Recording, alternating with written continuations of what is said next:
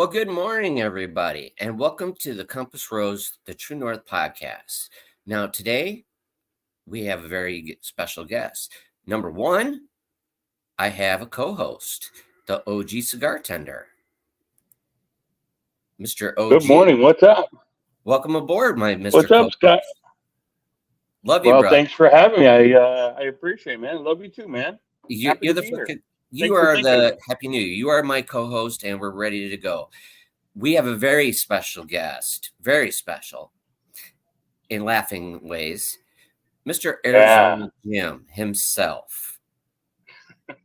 So, if everybody is ready, without further ado, welcome aboard Arizona Jim, also known by Jim. Hey, good morning, Jim. How you Good doing? morning. Good morning. Trying to stay warm. Yeah, right? That's crazy. That is absolutely crazy. I can't believe it's that cold there. Yeah, it's not always hot here. Well, you would think it's Arizona, it's the desert. What else do you expect? You expect sandstorms. Come on. They're called haboobs. Haboobs. Oh, I don't miss that sometimes. I like anything that has boobs in it. So haboobs. I'm Yeah. Right, right. Yeah. You say that, and I'm mesmerized. I'm glazed over and not thinking about what I need to think about. Well, Sorry, not sorry. Not sorry. Not sorry. not How sorry. are you gentlemen? How you gentlemen doing? I get a lot. I get a lot of this. Eyes up here. Eyes up here. Eyes up here. Right there, I see you. It's visual. It's Mhm. visual. Mm-hmm. So, if What color are everybody- my eyes? I have no idea. God. No Well, idea. It's an honor having you on, Jim. It really is, and I appreciate Oh, you my pleasure, taking brother. the time out on your busy schedule. I know you got a busy schedule, and you got a lot of exciting things. I know me and OG both always enjoy having a conversation with you when you have your morning show on Sundays. Yes, sir. Yeah. I absolutely love it, man. You have great conversations, brother. Thank you. Yeah, that's You, good. yeah. You three, you guys got great charisma, man. You guys have a fantastic morning show, and it's very entertaining. I just love sitting back and it's a great way to kill, a few minutes in the morning, and love it, man. Love it. Thank you. Yeah, we it really just that whole Sunday morning thing just started with me going live on Sunday mornings, and then Kate and Mark joined in every Sunday and was like just kind of morphed into the three of us just doing the show. And we try to the at least the first little bit we try to stick with tobacco, cigars, pipes and stuff. I'm usually more of a pipe smoker than a cigar smoker, but as of late I've really gravitated more towards cigars lately. But we always try to stay with something tobacco related. And sometimes we get an hour in and we get into the second hour and it's there's no filter, and it gets very, very inappropriate very quickly. But it is a lot of fun, and everybody that interacts with us and comes on the live is just is always a lot of fun. So that's what that Sunday morning thing is just all about, kind of just letting loose after a rough week, getting ready to go into another rough week. Mm-hmm. And just kind of shoot the shit and kind of let loose. So now you do it every Sunday, and at what time? That so everybody can see it. Every Sunday, 9 a.m. Arizona time. Okay. Every Sunday. There are some exceptions when if I'm out of town or unavailable, have other obligations. But yeah, I would say probably 95% chance it'll every Sunday. That's fantastic. Really excited. And OG, you're in a lounge, aren't you? I'm what? You're in a lounge, aren't you? Yeah, I'm in my lounge. I'm in Park Lane here in Clifton Park, New York, upstate New Very York. nice. See, Oddly, out of the three of us, I did not expect to say this, but I am actually the warmest destination right now at 40 degrees. it is a freaking New Smoke York. Go figure. Wow. in upstate New York. It's yes, it is raining, but it is actually uh, compared to last week. This is I'm ready to get the speedo out and go running on the beach. Whoa, easy there, Tiger. Well, isn't there a big snowstorm coming tonight or tomorrow? It is tomorrow. That's Tomorrow into weird. Yeah. Monday. We We have were. it right My wife was getting. My wife is a huge Buffalo Bills fan, and she was getting very nervous that they were going to move that game to Cleveland, which Mhm. would actually benefit the Pittsburgh Steeler fan base if they had done that. They are not. They have actually told the fans, "Bring a shovel. We need your help." Yeah. And there will be a game in Buffalo. So the Bills are not backing down. Apparently, the Steelers are the ones that requested to change the location, Really? and the Bills shot that down, and the NFL sided with the Bills. So it's staying in Buffalo tomorrow. That is going to be a fantastic game in the snow, and Yeah, I think it's going to be an. I heard Yeah, that go ahead. I heard that they're gonna be hiring, or that they were looking at hiring like 50 to 100 people just to shovel the That's field. Yes. crazy, isn't it? That's correct. Yep. The Damn. field, the seats, the walkways. Yep. And they've done that in the past too. And if I remember correctly, because my sister lives in Buffalo, she was a huge Bills fan. She used to hold these events, wine tasting on a Saturday, and then we all go to the game on Sunday. And I remember, like the first year we went in October, it was snowing, and they offered fans that same thing to help shovel out the stadium. And you either got paid or you got like a concession card or something like that for food at Yeah. the concession stand. Yeah. It's pretty cool. See, look, hey, cigars. We're all smoking cigars. Mm-hmm. Okay, Yeah. What are you first, guys smoking, by the way? what me? I'm smoking a Well, I couple know what Photos, the Onyx edition. I know Yeah, you but are. not everybody knows that. How That's about what you, I'm. Jim? What do you got lit up? I have a sample for a very special project that I have going on.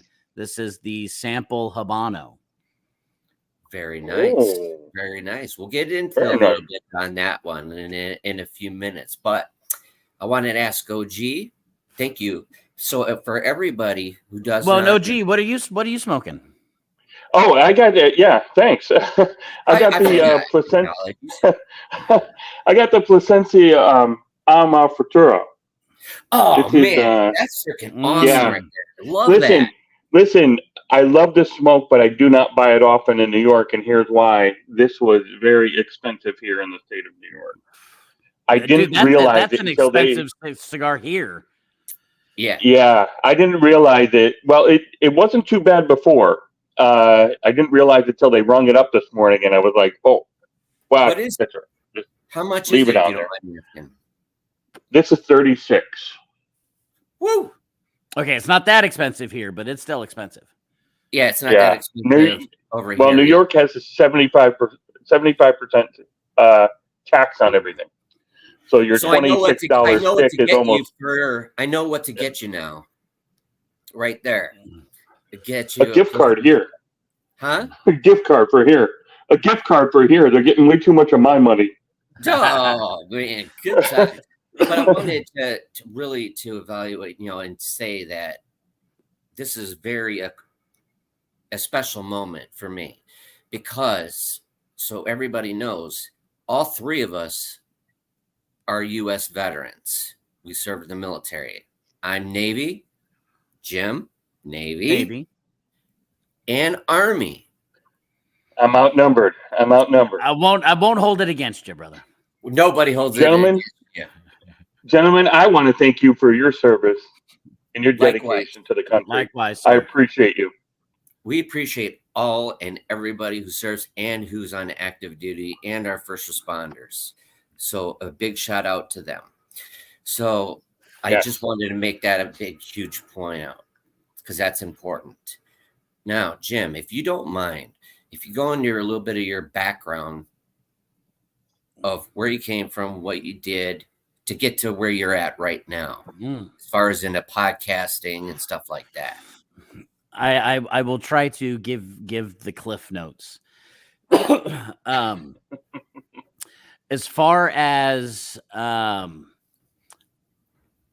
graduated high school, had no idea what I wanted to do, didn't really think that I was really smart. I just barely graduated high school. Did 2 years just being a working man, and that really was going nowhere very quickly. And was having a very rough, that 18, 19, the relationship with the parents gets a little messed up and a little rocky. We were arguing all the time. So I went and joined the circus, i.e. the Navy. Decided that's going to be the best way to get the hell out of the house. Was tired of living in a house of a dictator telling me what I can and can't do. And I'm 18, 19 years old. Mm-hmm. So joined the Navy. Went to A school. I was a quartermaster, so I did all the navigation stuff. Oh, interesting. In A school, I finished second to last in my class. I did not do well. Got to my ship, and within a couple weeks, like, this light bulb went off of my job, and very quickly became the second best on the ship at my job. I was going to other ships, teaching junior officers about navigation, celestial navigation, using the stars, moon and sun, and all that stuff. I also was an extreme alcoholic. My home life was not great because of a large part of it because of my alcohol problem that I did not want to recognize as a major problem. Mm-hmm. Ended up having an alcohol-related incident that led to my separation from the military. And moved back here to Arizona. During my time in the Navy is when I got into cigars. My now ex-wife, she had sent me a care package that had a bunch of cigars in it. And it was right at that time, this was like 2003, 2004. So the acid cigars were like really booming. So I got a box of the Cuba Cubas. Oh, that's all that I smoked for probably 2 years. Just the Cuba Cuba. Hey, they're good. I go back to them every now and then. I will usually smoke 1 or 2 a year. And nice.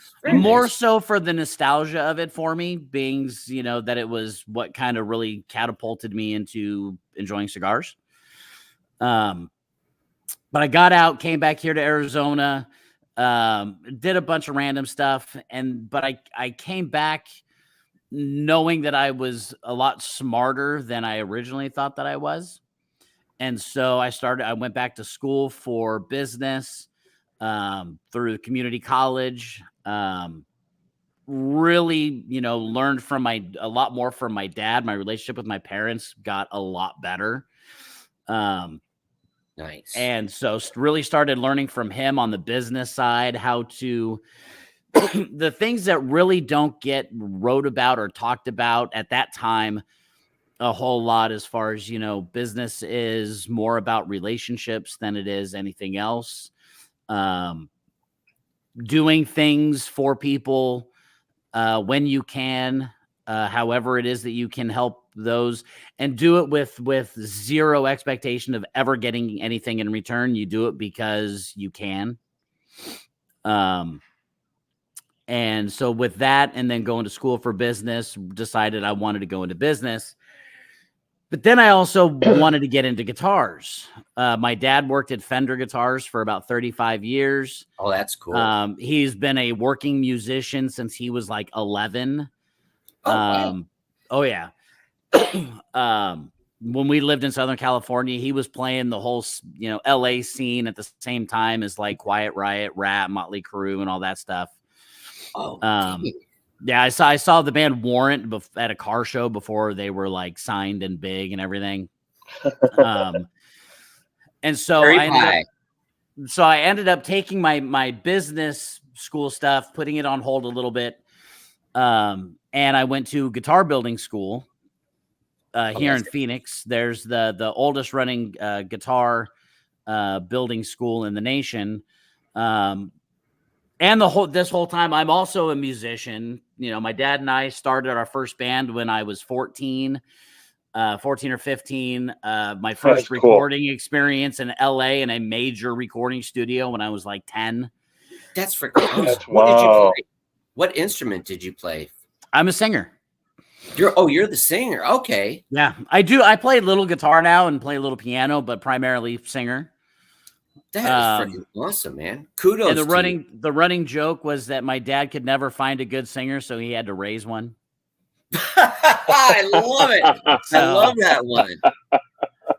So Hey, I took the, you know, I went to the guitar building school. I was a guitar repair technician at Guitar Center for about a year and a half. And then I decided I wanted to combine my, guitar and creative side with the business side. And my dad and I started a guitar repair business together. That ended up getting sidetracked really, really quick. And we ended up going into consulting together. We consulted for a startup company, startup guitar company. I went up to Washington State for about 8 or 9 weeks to hand build the first 25 custom guitars. And then that segued into consulting for another company, which then we ended up getting hired by. They moved the company here to Arizona, and him and I ran that company until 2022. Okay. And he retired. So there's the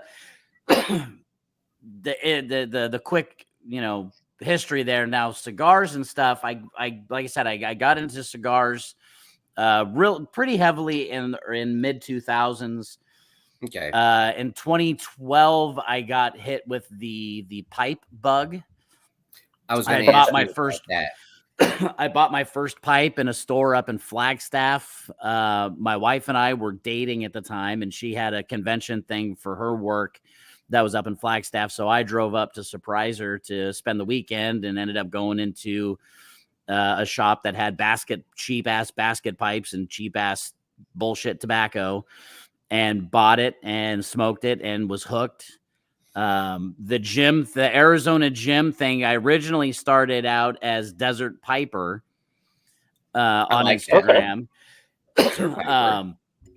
Had some fuckery going on for a minute, so I shut that down and I changed it to Arizona Piper Jim. And the Jim, okay. So my name is James, and I've always gone by James. When I was younger, if somebody called me Jim, I'd go, no, excuse me, my fucking name's James. Being in the military, and when I was in the military and I was drinking, I would always go to the VFW because that was where you could still smoke in the bar. Yep. And it was like $1.50 for a beer. Mm-hmm. Right. So it was like win-win, So sitting there with all the old timers, they would, I'd introduce myself as James, and within 5 minutes, they were calling me Jim. And I originally, the very first thought was, my name's James. But then I was like, you know what? This dude's an old timer that's seen some shit. Who the hell am I to correct him on that? So I let it go. I let it slide. And then I got into pipes and everybody at the lounge. There wasn't as many young people at that time, 2012, 2013, especially not smoking pipes. Mm-mm. And so everybody at the lounge were all older. I mean, they were 55 and older. And so people started calling me Jim there. And so I was like, you know what? I'm just going to go with it. And so I pared it down from Arizona Piper Jim down to just Arizona Jim. That was in 2019. And that's now it's evolved into a 2 years ago. I was really kind of looking at my content on social media, and I would always get comments. If you go through my feed, mm-hmm. more pictures than not, I'm smiling. And I would get messages very regularly from people saying, I absolutely love the fact that all of your posts, you're just smiling and you just are happy. And, and then I'll read, the text of your post. And, even when there's trials and tribulations and there's stresses and frustrations, you still have a smile on your face. And it really is like, I can't wait to see that smile. And I started thinking about it. Arizona Jim is not necessarily a person, me. It is a mindset. It is a lifestyle. And so I've kind of transitioned the Arizona Gym thing to kind of being more about a lifestyle. Okay. A lifestyle of we all have shit. We all have our struggles. We all have times of depression or times of getting into that funk. But even in those times, there are still always things to be grateful for in our lives. Something as small as I'm grateful that I have this cigar to smoke right now. 100%. I'm grateful that I got to go in and kiss my daughter goodnight. I'm grateful that I got to wake up in a warm bed. There's something to be grateful for. Yeah. Yes. No matter what. That's a fantastic mindset to have. I got to admit that for a long time throughout my life, my young adult and adult life, I was always a pessimist. I was always waiting for the second shoe to drop to ruin my happiness. So I would only let myself get so excited about something. But usually I was self-deprecating. I was sabotaging myself because I'm waiting for it. So I might as well just get it over with and do something stupid or say something stupid just to end that, because this isn't, this is just a fleeting moment and you're not meant to be happy and blah, blah, blah. Like you said, I fought those. I understand where you're coming from. And a lot of people probably feel that way, but that's a great mindset to have. And I got to be honest with you, about a year and a half ago, I bought this book, Failure Rules by Andrew Thorpe King. And I don't use it as a Bible, but I got to say it's inspirational. When I have a moment of weakness or I'm down on myself, man, I pick up that book and find a chapter that is addressing what I'm going through or something similar that I'm going through. And it reels me back in to make me realize, like you said, the finer things in life, the good things in life. Like, I'm blessed enough, like you said, to have a cigar, to have a good job, to have a great wife, to, you know what I mean? Like all those little things that you take for granted, sometimes you need to kick in the butt to remind yourself of those things. And that's a great mentality. Now I'm going to adopt the Arizona Gym lifestyle. And, it's great. I'm being serious. It's a great way to look at life, especially when there are times that are tough. Well, and and even like when you're going through the thick of the shit, one thing that helps me navigate those times a little bit easier is I don't know what the reason is right now, but I will eventually find the reason why this is happening right now. It won't be tomorrow. Yes. It won't be next week. It could be 5 years from now when I go and I sit and I reflect and I can start connecting the dots as to because of that, this, and because of this, that, now I'm here. I wouldn't be here had I not gone and connected those dots. You know what I mean? Mm-hmm. And so, and then it transcends into business, and it transcends into relationships where, like we were talking earlier about, the ideology of you do things for people when you can, but you do them coming from a true pure of heart of, I don't expect anything in return. Right. if I can help you with something, no matter how big or how small, and I have the capability, I have the knowledge, I have the ability to help you with it, I'm going to, That's genuine. and I love that. and it's all encompassing, being as positive as you can, being as encouraging as you can, helping when you can, understanding, I also picked up that book, Failure Rules. I need to get back into my habit of reading it, because you can't absorb it unless you read it. Yeah. But that whole idea of trying to get into the mindset of failure sucks, but it can be good. Yes. Yes. It can be very, very good. And we learn the most about ourselves, and we learn the most about whatever it is that we're trying to be successful at through those failures. Mm-hmm. And So I and like. then to take it to the next, with the lifestyle thing, it's also about, like, what are things that are you passionate about? Right. I'm Right. passionate Right. about cigars. I'm passionate about making music. I'm passionate about my family. I'm passionate about helping people. I'm passionate about, I don't own any. I wish I could, but I love that old school car, muscle car kind of stuff. These are Yes. all Yeah. things that, the cigar, bourbons and whiskeys and coffee, these are things that a lot of people look at or comment that are like hobbies. But then there are people that this is a part of who they are. Like cigars, for me at this point in my life, pipes, these are no longer hobby things. Right. These are things that I'm very passionate about and have become a part of who I am. Having a beard, as stupid as it seems, Mm-hmm. having a beard has become a part of who I am. If I don't have a beard, I don't feel like I am Identity. me. Yeah. Mm-hmm. I just want to make a quick Mm-hmm. joke, Jim, real quick.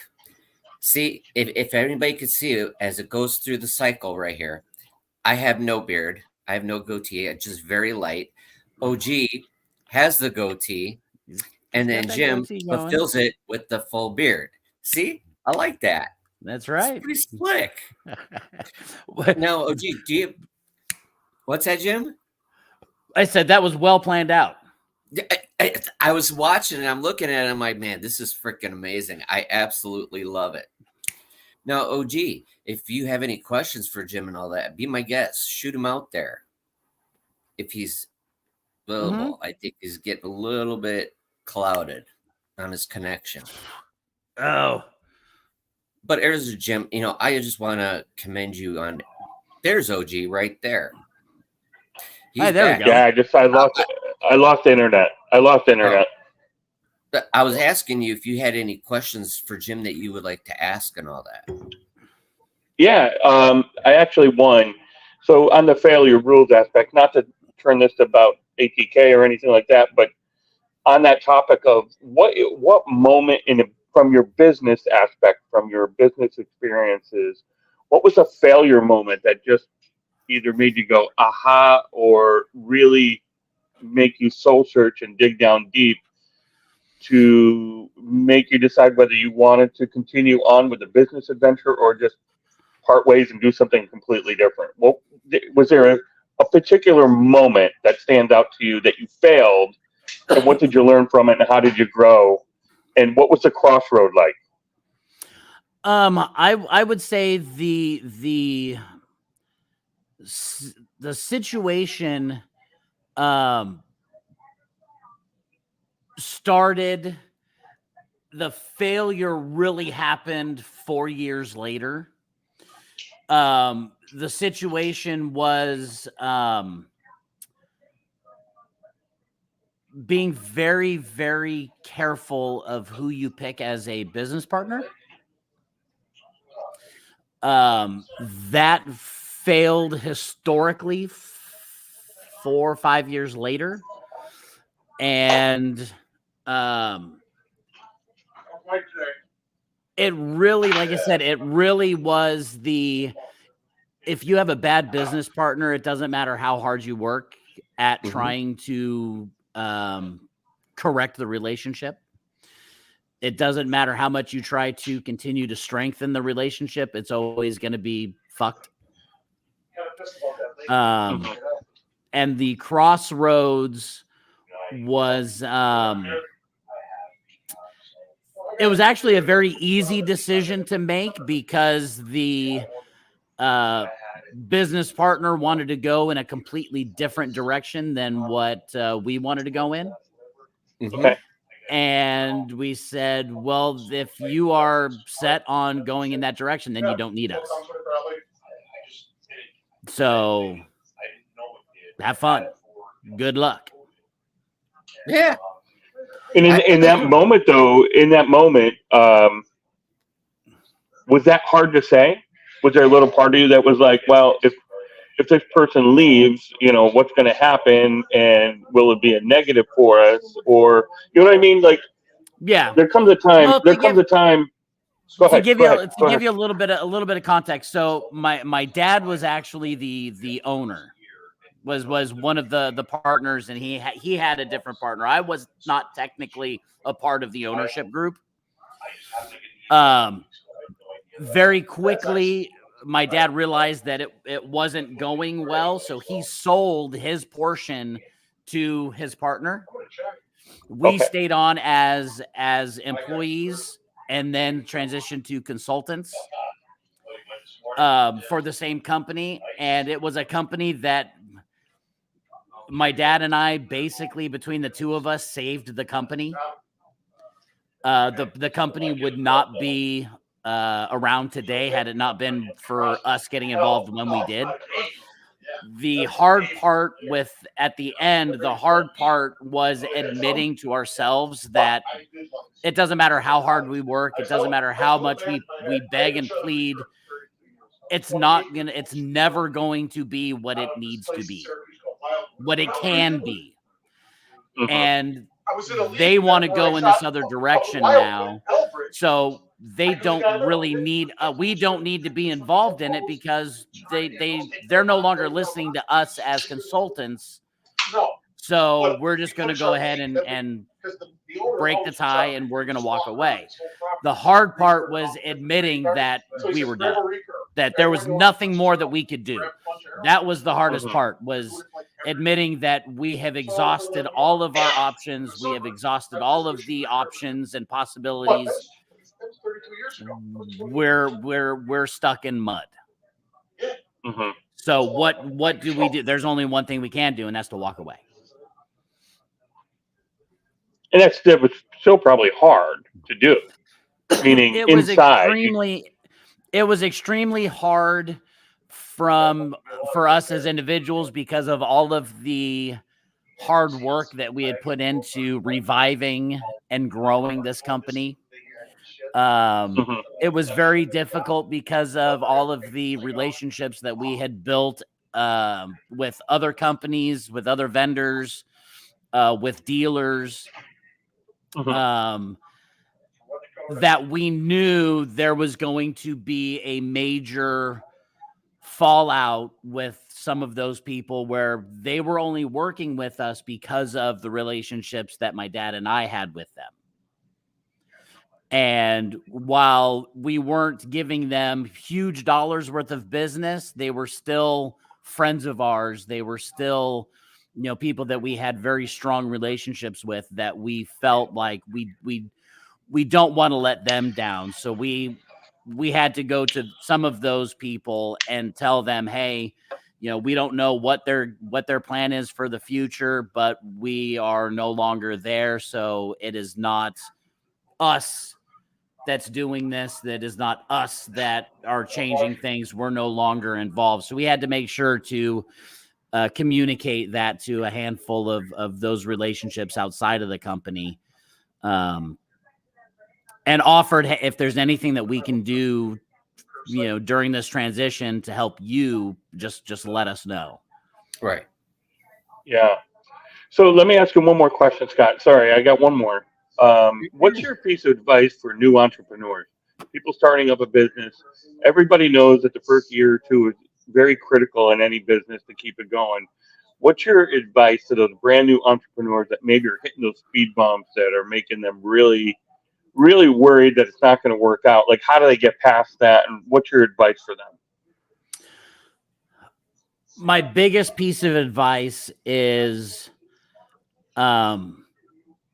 fully understand that there's stuff that you just don't know. You don't know what you don't know. Mhm. And for the areas that you're not strong in, find somebody that is. At least to a point where you can pick their brain and you can learn.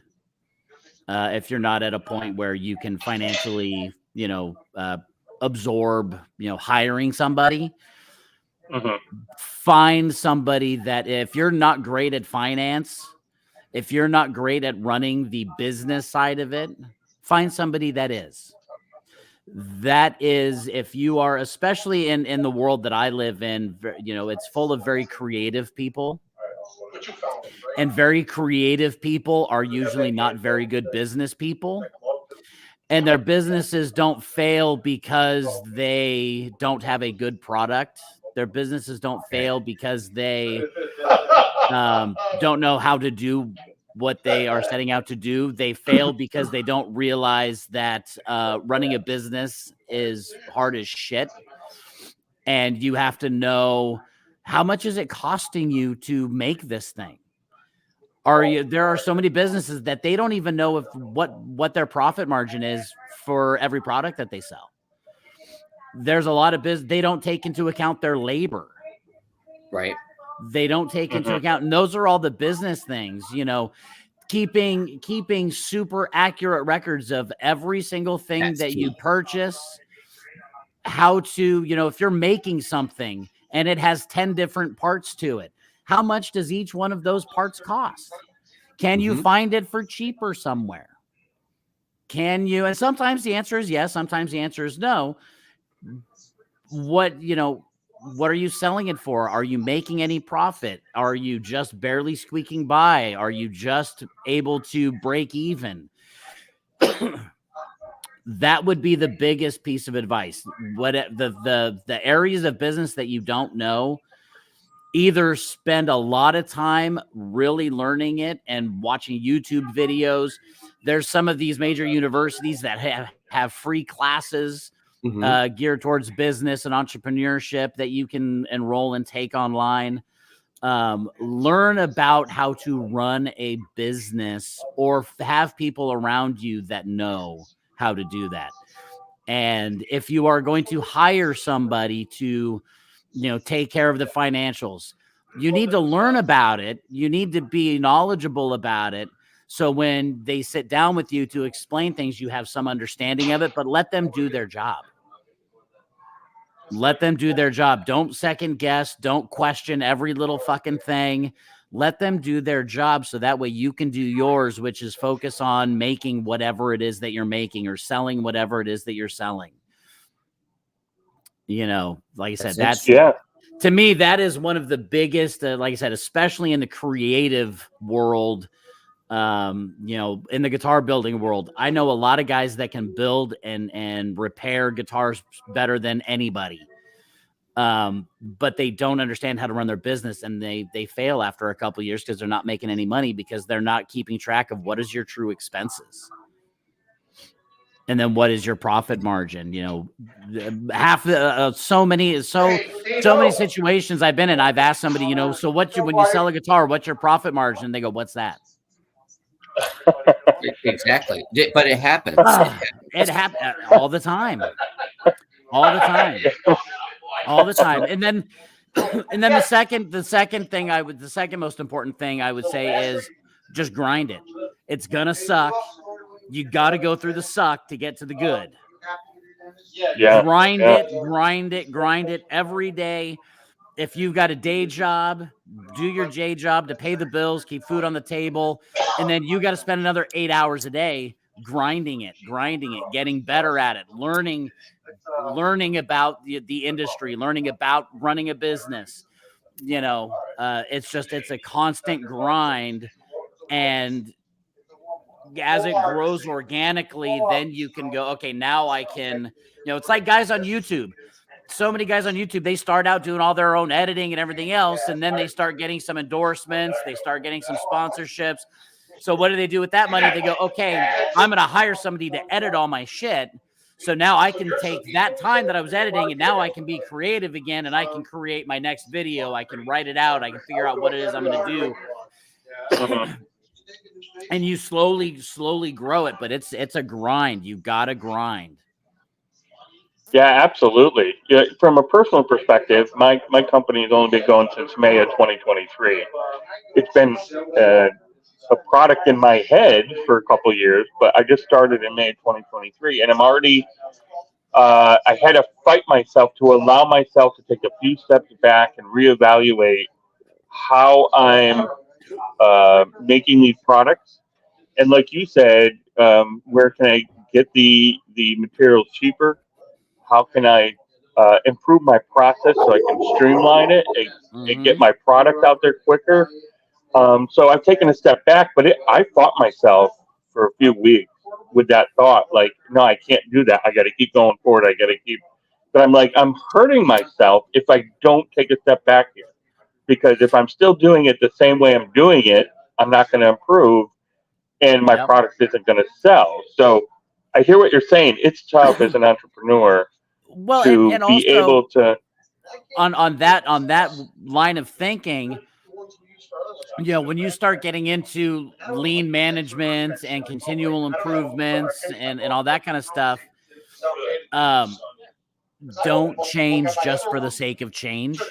Correct. Really, if you're a manufacturer, if you're actually building something, take time to do time studies, find out how long each part of the process takes, and then you evaluate each part of that process and go, am I utilizing my time the best? Am I the most efficient with this process?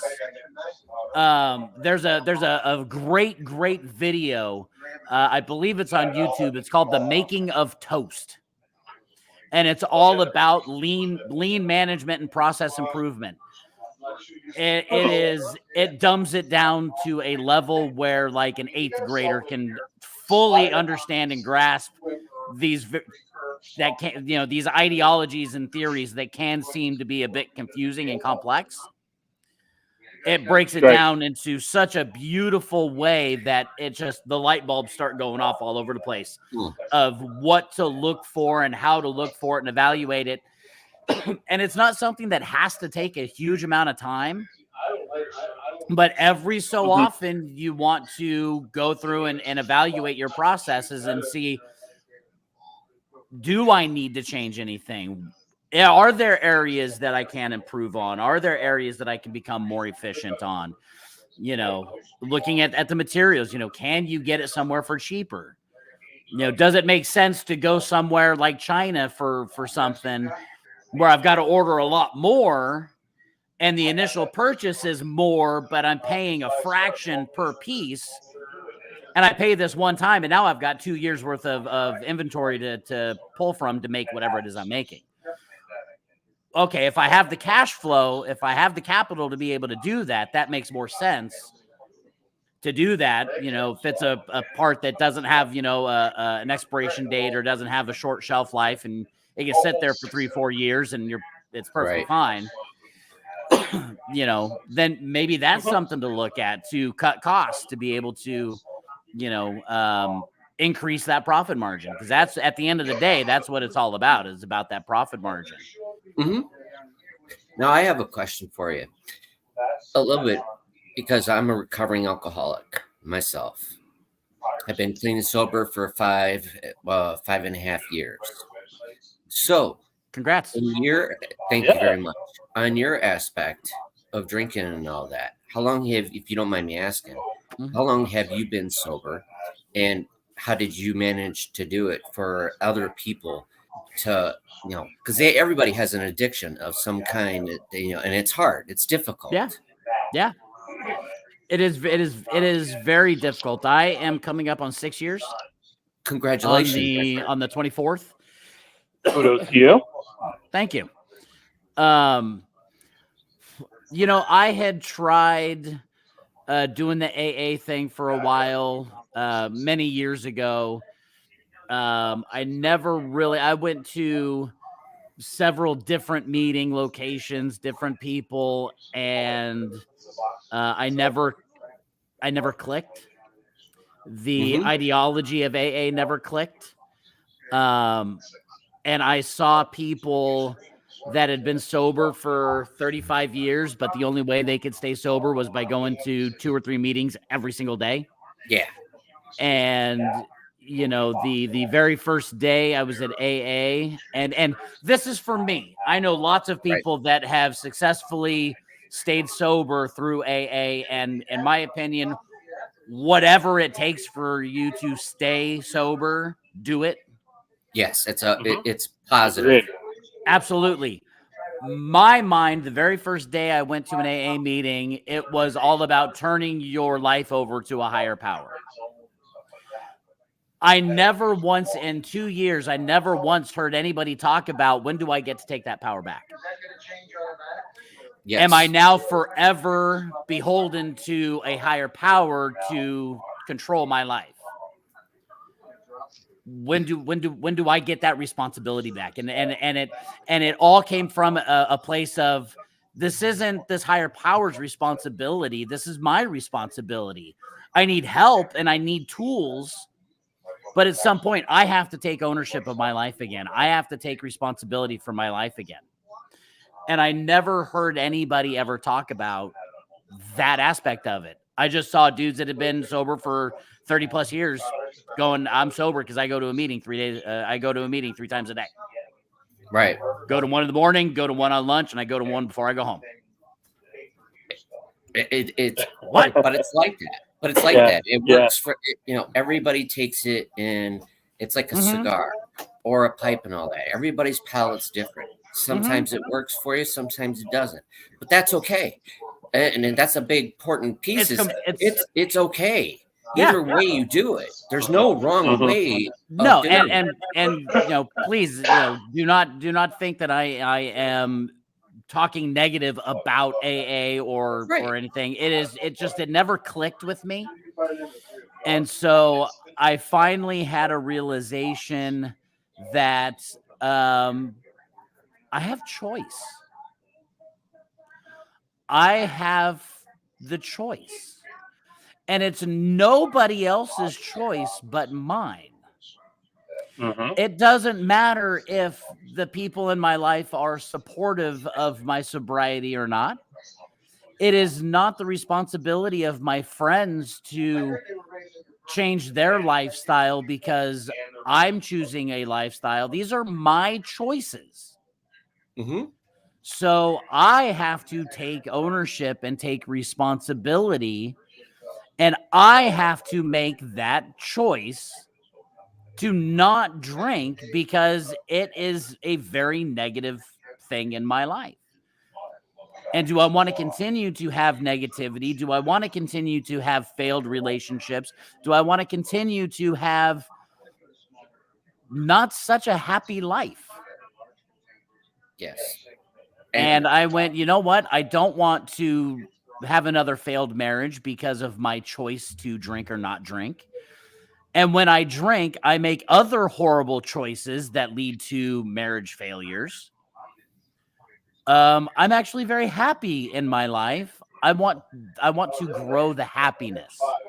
I want to grow the relationships, and having a very supportive wife, having a very supportive mom and dad, having very supportive friends in my life has definitely helped. But at the end of the day, it's all about my choice. Am I going to drink or not drink? Yes. X. And some days at the beginning were fucking hard I had a lot of anxiety about going to bars. I was playing music. I was Yes. going to bars. Coincides with all of it. It's I difficult. had anxiety about going over to friends' houses for parties. I had anxiety, and it was a twofold anxiety thing. It was, I don't want to get triggered to drink, but I also don't want my friends to think that, well, hey, is it okay if we have some alcohol tonight? Mhm. I don't want any, I don't Yeah, you don't want that. Yeah. other people to feel Yeah. like they have to adjust their lives because of my choices. And so it was hard. And Yeah, listen, I can appreciate where the both of you guys are coming from, and you know, I'm not in that, but I have my own addiction battles, and mine is food.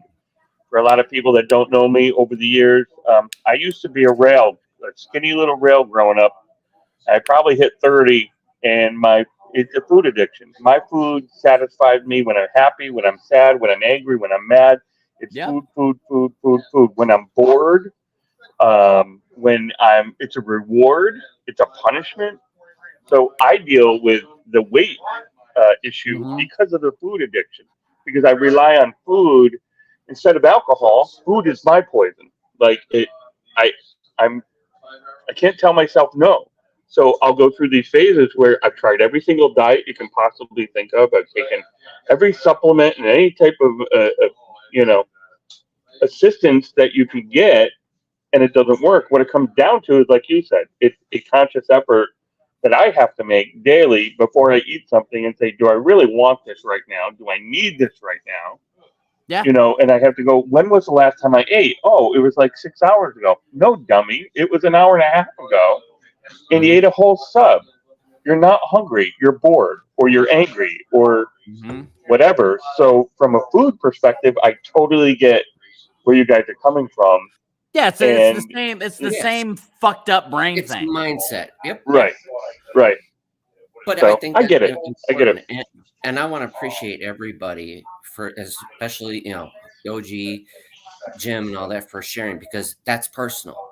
But Mhm. sometimes it needs to be talked about so that other people can relate and go, "Hey, I'm not the only one who's going through this," because you're not. No. There's other people that go through it, but in different various ways. But I do want to switch notes on it to look to him, because I want to make sure that it gets on to everywhere else. Is so, where is Arizona Jim at right now, whether it be his podcast or business or anything like that? And where are you going? Well, right now I'm at home freezing my ass off. True. True.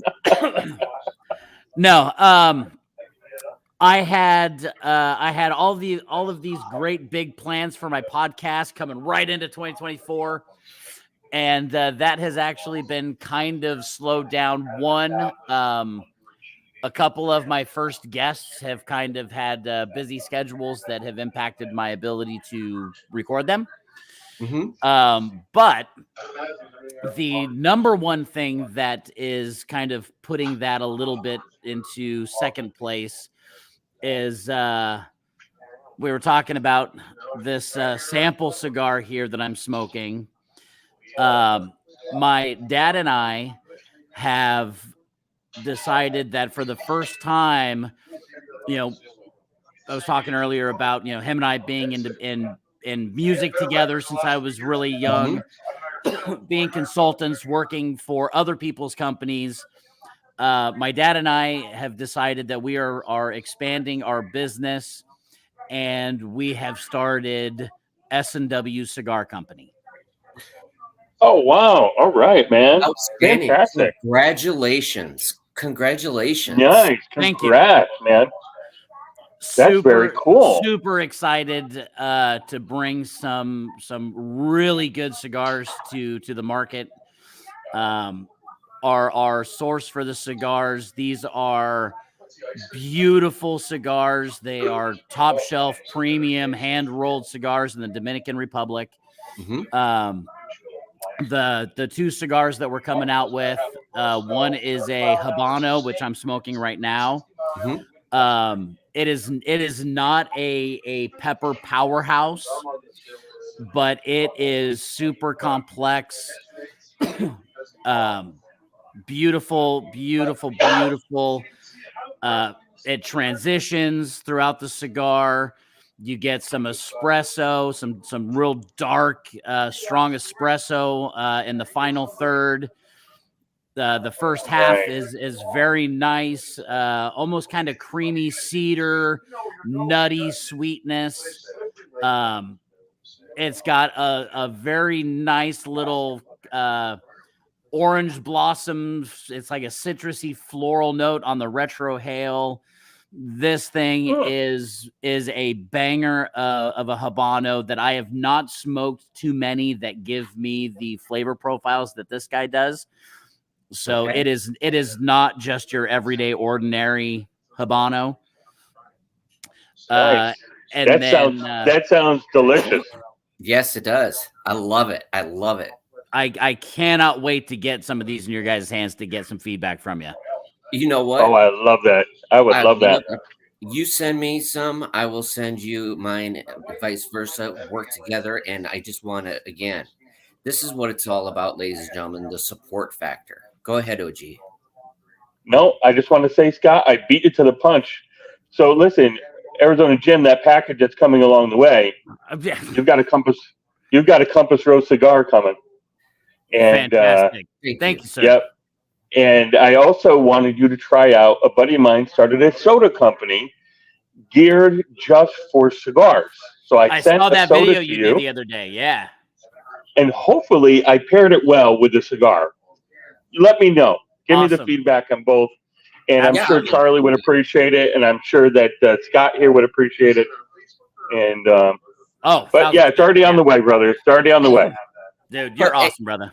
But again, that's what all this stuff is about, is supporting each other, supporting, different small businesses, your local businesses, brick and mortars. But I think that is absolutely amazing what you're doing and where Arizona Jim is going as far as the company with your father and all that. That's even really on its own. And then the other, so we're coming out with 2 sticks.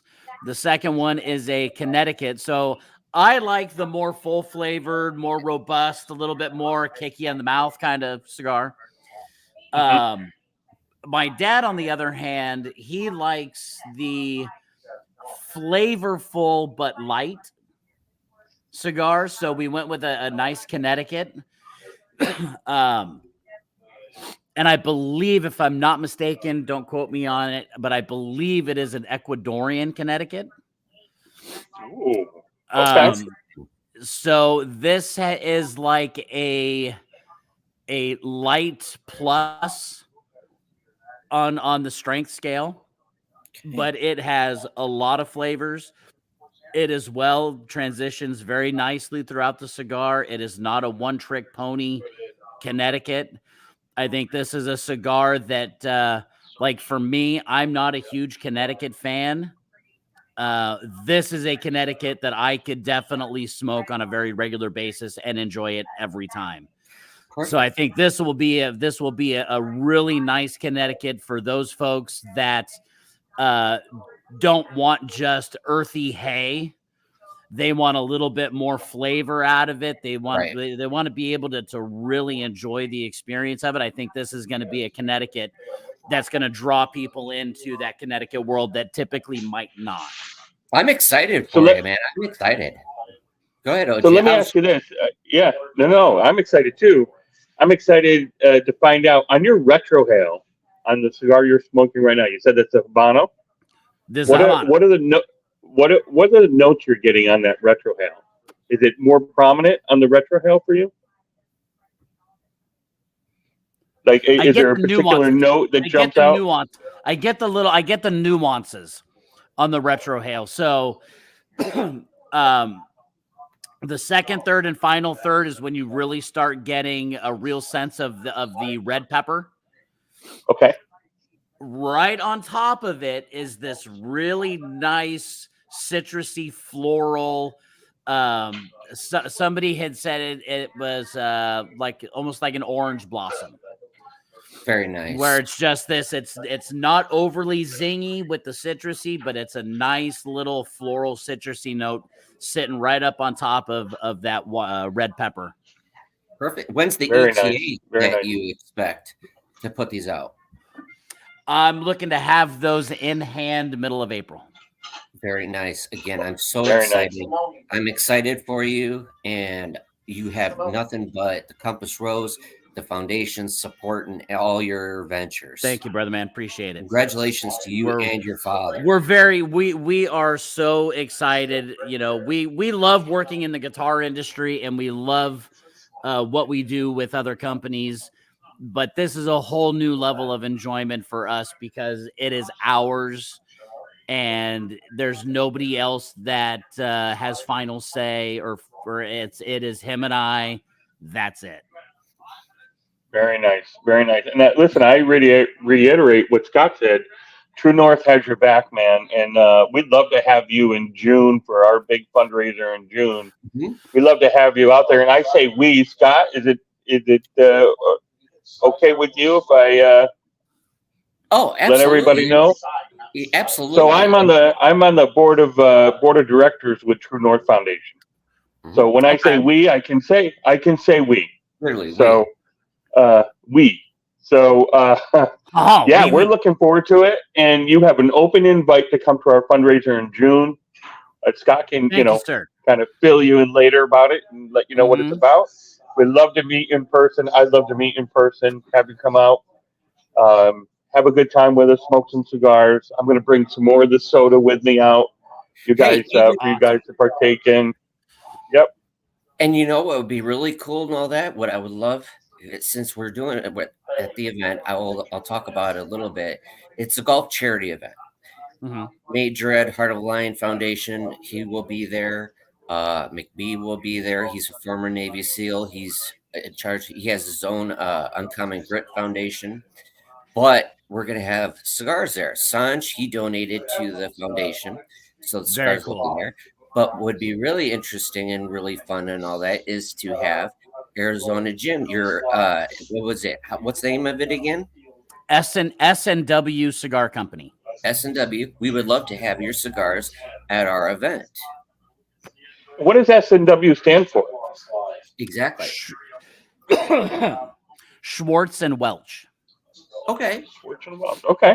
So my dad, technically, to be technical about it, he's my stepdad. His last name is Schwartz. My last name is Welch. Okay. Our consulting firm is Schwartz and Welch Consulting. So when I brought him the idea of doing the cigars, I already knew I wanted it to be S&W Cigar Company.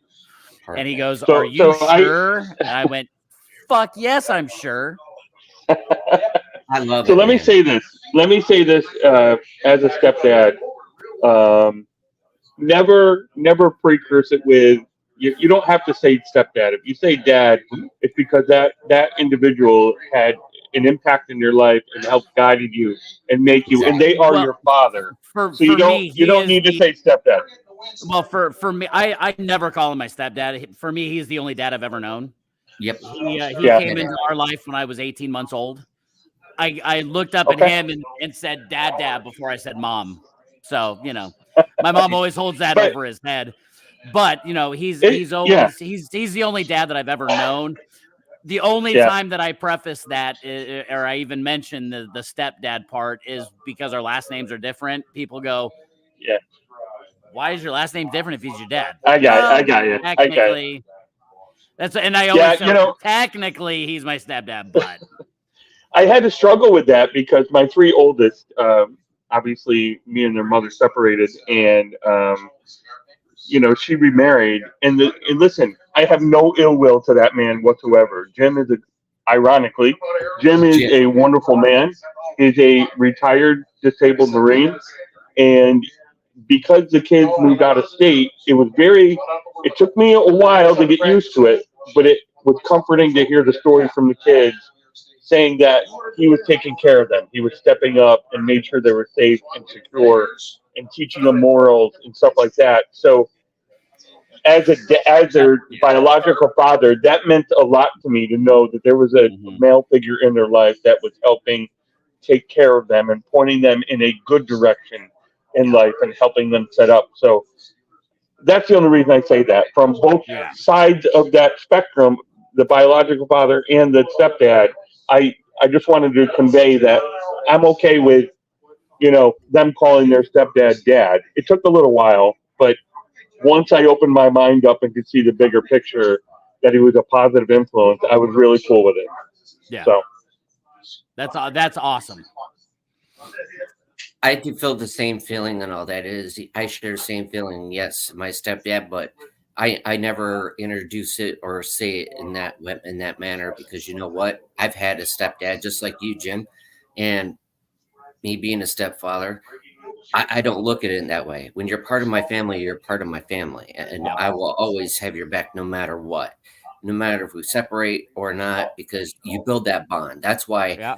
much kudos to single parents out there that are grinding, just like all of us, grinding and doing it, trying to do the best for their children, because that's ultimately the ultimate goal right there is for their success. I was gonna say that's ultimately in the big picture, that's the only thing that fucking matters. 100%. yeah, I listen. I say to my kids, and I say to my stepkids. I've got 3 stepkids that are awesome. I say the same thing all the time. I just want you guys to be better than me, better than your mom in life as a person. Yep. Like just overall, I want you to be a better human being than we are. That's all. They're my legacy. My kids and my stepkids Yeah. are my legacy. That's Yeah. all I got to offer this world. Are these, eight these 8 children. Well, most of them are adults now, but that's my legacy to the world is to say, hey, I'm helping raise these incredible people, these human beings, to help hopefully make the world a better place Yeah. Mhm. Yep. by these people. And yes, I have 5 children of my own, biological.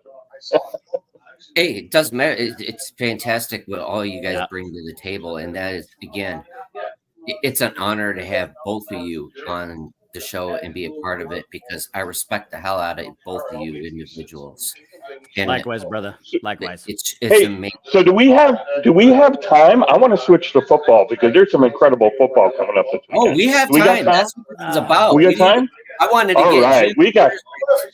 on what he wanted to do. So when I put it out there, it's there. That's important to me. Now it's fun time. This is the second part of this. So we touched on it basically in Buffalo. Yeah. That snow is going to impact the game. Oh, 1,000%. It's That's it's going to be football. cold. It's going to be windy, and there's going to be 2 to 3 feet of snow on the ground. And you know that it's going to be nothing but running game. Running, and that's right. Like, I mean, that's who's going to win this Dolphins game. the Dolphins are fucked, in my opinion. Oh, Dolphins are yeah. screwed. Oh yeah. They don't know What's how that to like? handle. They don't know how to handle. What's that going to be like? 25 minus 25 or something out there at game time Yep. for them. Yep. Mm-hmm. Oh. Yeah. That's Oh gonna, yeah. No, their Dolphins are completely screwed. It's going to be all about the run game, and that really hasn't been a huge part of the Dolphins game this year. mm-hmm. Now, And now, so, Monster is the only running game they have, or Moser. I don't know how you pronounce it, but I don't know. he's been their only run game. Mm. So the question Yeah. is, can they get him? Can they get him going? No, because they're just going to double team him. Mm-hmm. They're just going to double cover him. Yeah. They're gonna shut down the middle and all that. And 'cause they're they not. know- And I mean, they're from Florida. They're not used to any real type of like real cold. Right. No Right. way. Well, that coincides with the same thing as when you have a dome team that plays in a dome on that perfect weather, and then they go outside and you have those elements. Like, Yeah. what do we do? Yeah, because I just got- KC, the KC who's playing Buffalo? Steelers. Now I got an Steelers, update. Just fresh off the wire. The Bills Steelers game has been moved to Monday night. Oh man, that's the Just weather. in. Yeah. Just in. That's freaking. But yeah, so the KC Dolphins game, the Dolphins are the same fucking way, dude. Mm-hmm. Yeah. Yeah. Absolutely. They're kind of screwed. They are. They better I think take I their- agree with you. I forgot that it was Pittsburgh and the Bills playing. So that Pittsburgh's used to playing in cold. Yes. I think that's going to be a good game. I hope it's going to be a good game. Close game. I think KC is just going to just jack stomp the Dolphins. Just completely jack stomp them. They're going to make them to absolutely where it's one-sided, and you know everybody knows you can't have a one-sided team. You're not going to win like that. So here's my upset pick. I think Green Bay gets it done.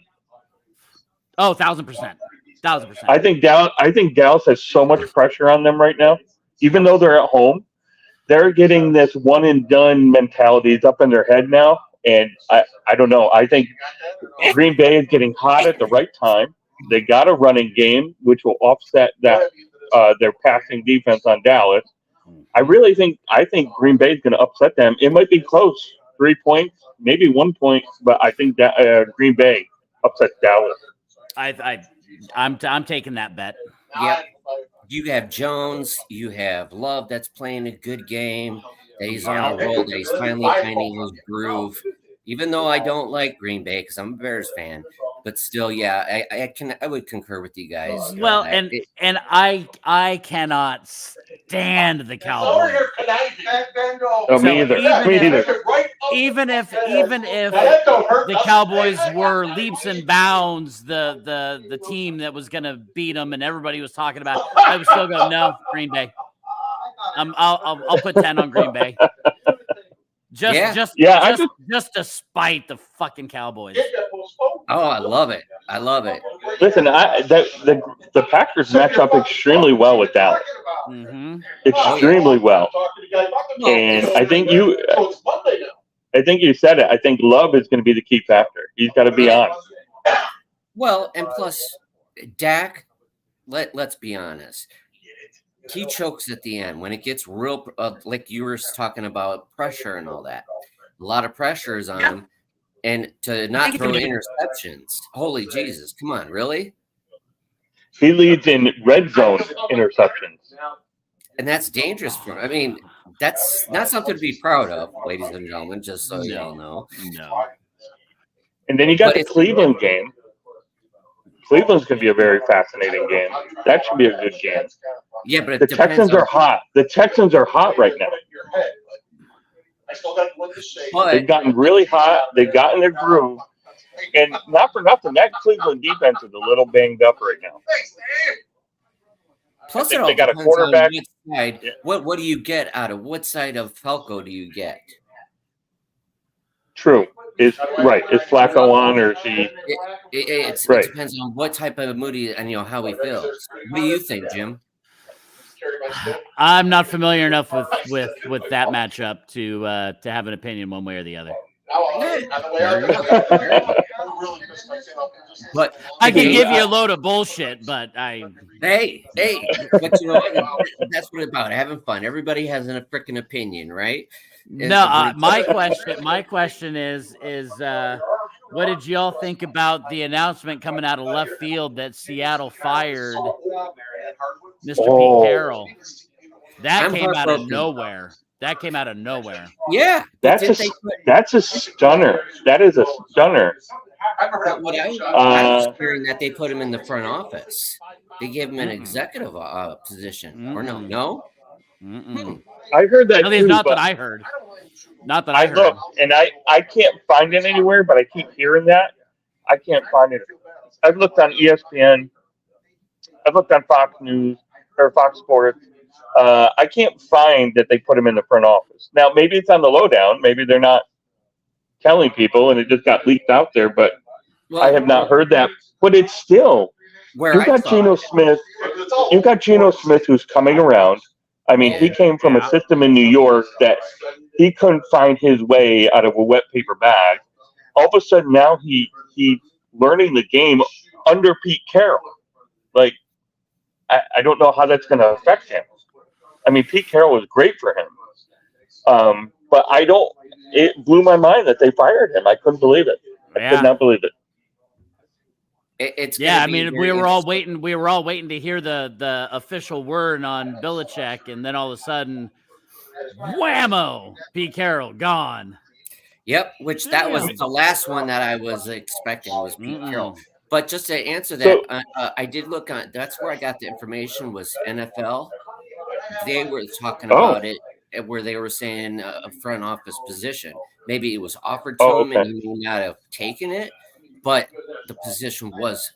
That's what Okay. it did say on the Oh, okay. NFL.com and all that. So That's let me ask you this: Pete Carroll's what, 72?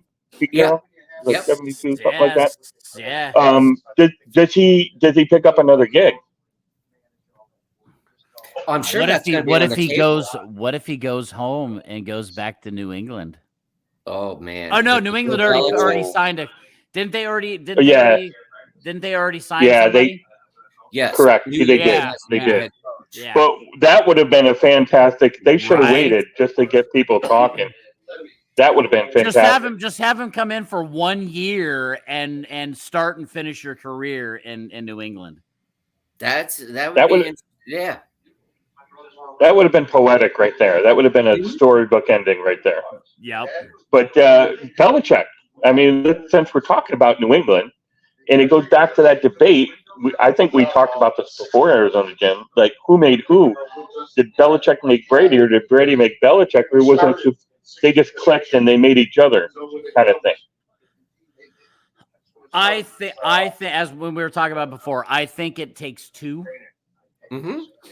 I think no matter where Brady would have gone, I think he would have had success. I don't know if it would have been at the same level, because talent is talent.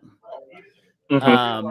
If you want to get into the brass tacks of it, if I look at Brady's record and his play without Belichick, and then I look at Belichick without Brady, Brady made Belichick.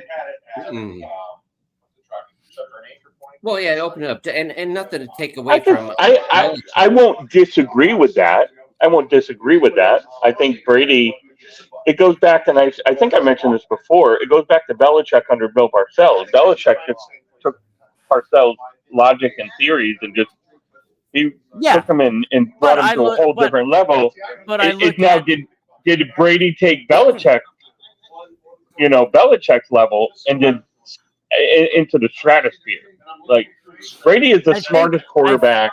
I think the number one thing, regardless of whatever side of the argument somebody is on, you have to realize and readily accept the fact that Tom Brady is a once in a era quarterback.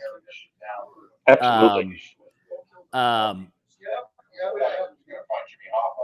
But if you look at what everything is based on, and it's all based on analytics, it's all based on statistics, on whether somebody is good or not, right? Mhm. How many playoff appearances does Belichick have without Tom Brady? One. I believe it's 0 or 1. I think it's one, but they were one and done. Yeah. If I And how remember many correctly. Super Bowls has Tom Brady won without Belichick? Two. One. I Two, think. right? Was it 2? One. I think it was 1. Both. I know they went to the Super Bowl twice, but I think they Oh, won. maybe They only that's what won it. one of them. Maybe that's what it was. They did. They But how lost. many Super They Bowls? lost. Yeah. So when Okay. I look at just that part of it, and in the discussion of who made who, I think Belichick got really fucking lucky and got the best quarterback to ever play the game. Mm-hmm. So let me ask you this. Let's say Drew Bledsoe doesn't get hurt. Is Drew Bledsoe Tom Brady? Mm-hmm.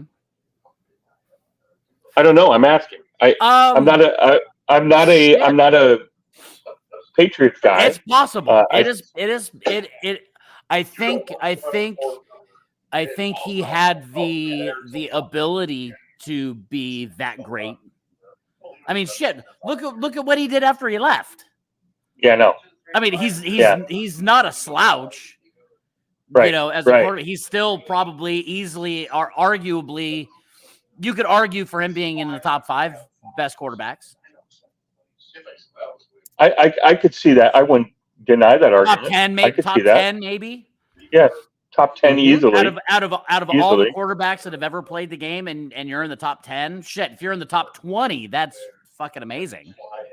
Yeah, you're an amazing Hall of Fame quarterback. So I'll ask you the same question, Jim. Does Belichick, does he just retire, or if not, where does he go? That's got the talent that can the team can win. I don't know. I think the big question is because Belichick has been royalty for so long in New England. I mean, you figure he was what? Vice president of football operations, the GM, and the fucking head coach.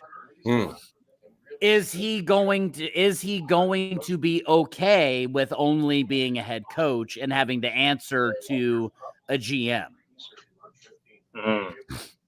Is there an organization that's going to give him the same kind of power that Bob Kraft did? I don't think there is. I can't think of one off the top of my head. I think the biggest reason why out of all of the different sports shows that I've watched and listened to since the whole Belichick thing came out was being discussed about him not being in New England anymore. One of the big knocks that he has had is that over the past 20 years, he has had a hell of a lot more losses as a GM than wins. And so when you have, I mean, it's one thing if you're a GM that has been 4 years with this team and 5 years with that team. And, you know, I think that there's, you know, hey, you won this one thing in 4 years. That's pretty fucking good. You know, because everything's a crapshoot anyway. Right. But when you've been with an organization and you've been in that role for 20 years and you are so skewed to the failure side, I don't know if there's a team out there that's willing to just to get him as a head coach is willing to put him in that role as well. I just don't think he has. I don't think he has proven over that 2 decades that he's a really good GM. I think he's a serviceable GM. Well, here's a dysfunctional team that might do it: the New York Jets. Do you roll the dice? You got Aaron Rodgers. I don't think he would jive well with Aaron Rodgers. No, not at all. No, sir. No, sir. No, sir. Aaron Rodgers is way too much of from a player standpoint, he is way too narcissistic. I think Belichick and him are very much my way or the highway kind of people. And when you have your head coach and the quarterback that are at odds with each other, and just that ideology of, hey, it's not about, what's for the team and what, tools do we have? Let's put together the best thing we have. It's going to be a lot of Aaron Rodgers going, no, I don't like that. No, I don't like that. I want to do this. I want to do this, or vice versa. Belichick going, well, that's stupid. That doesn't make sense. I want to do this, this, and this. I don't see that being a really good working relationship there. But is Aaron hungry enough that he might be open to at least having that discussion with, let's say, Belichick as the head coach, of Belichick saying, hey, just try this? I don't think Aaron Rodgers has that. I don't think you think he would do that? No. No. From everything that I've read about him as a player, as a teammate, I've heard everybody's like, he is like one of the greatest teammates that they've ever had. But I think when it comes to coaching and things like that, he's in his mind, he goes, I'm Aaron fucking Rodgers. Yeah. Pretty much. Whereas as Brady, because Brady basically his football career grew up with Belichick and learning from Belichick, it was very, very much a mentor kind of relationship there. And the proof was in the pudding that, hey, you follow what I'm putting together for you, you're going to be great. So it makes it a lot easier to have that really strong relationship there. I just don't see Aaron Rodgers as being that kind of a guy. I really don't. I mean, listen, Jim, I'm gonna hire you as my. I think it would be a good if Aaron could, or they could coexist together. It could be a really good combo. Yeah. I don't see either one of them backing down from their ideologies. No. Do you think this is a conversation that internally the Jets are having? That maybe they've reached out to Aaron Rodgers and said, "Hey, what do you think?" Do you think that's a possibility that organization right now is going through that? They're saying, "Hey, let's at least talk to the guy. Let's see if he's willing to come in."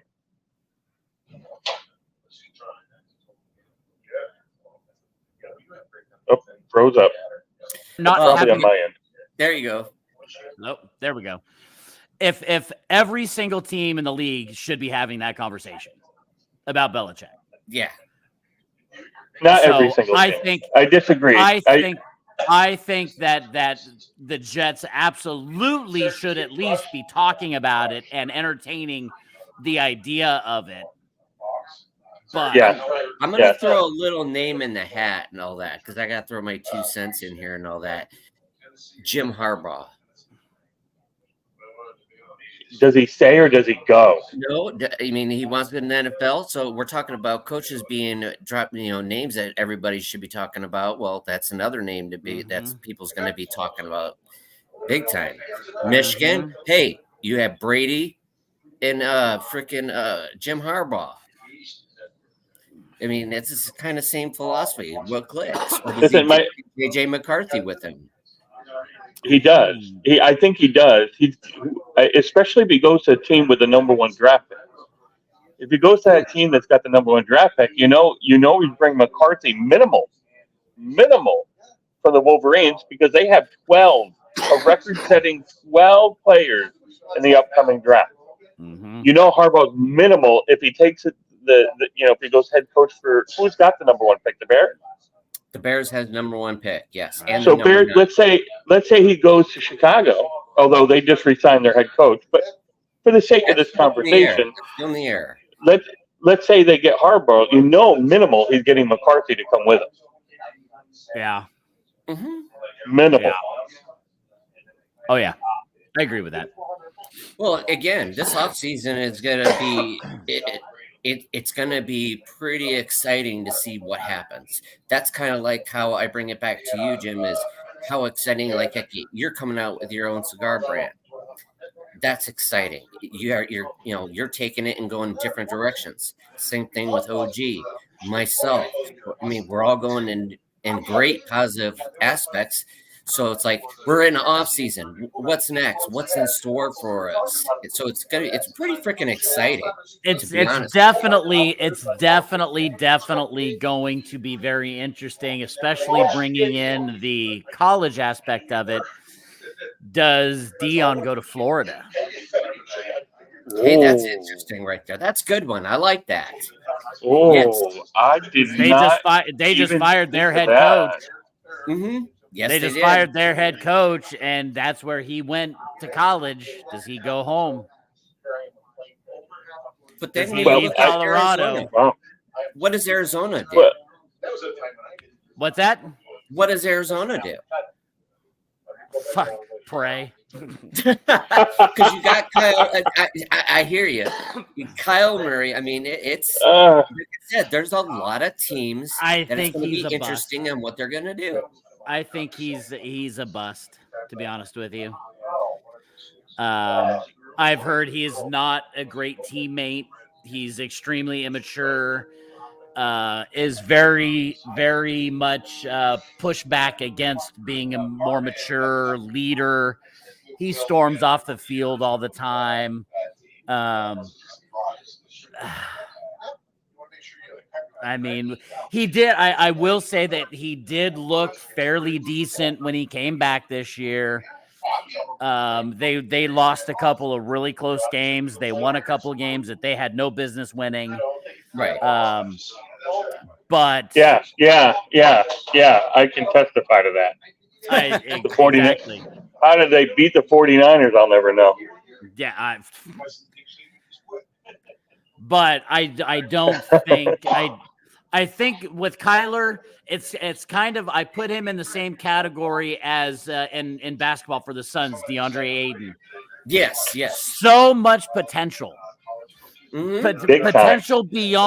beyond the norm. And there's so many internal things that they're doing to themselves that's holding them back. Now, on that point, where could he possibly go that someone can tap into that? I'm telling you, he, like you said, he's got the potential to not only to take the NBA by storm. Yeah. But where does he go, and under whose tutelage did that happen? What do you mean? Like, how do you, like, who can settle him down and channel his mind to be able to reach to maximize his potential? There has to be, on the individual's part, there has to be a willingness to accept the fact that you're not all that in a bag of chips right now. There has to be a level of accepting that you have so much more, and that you're not absolutely perfect right now.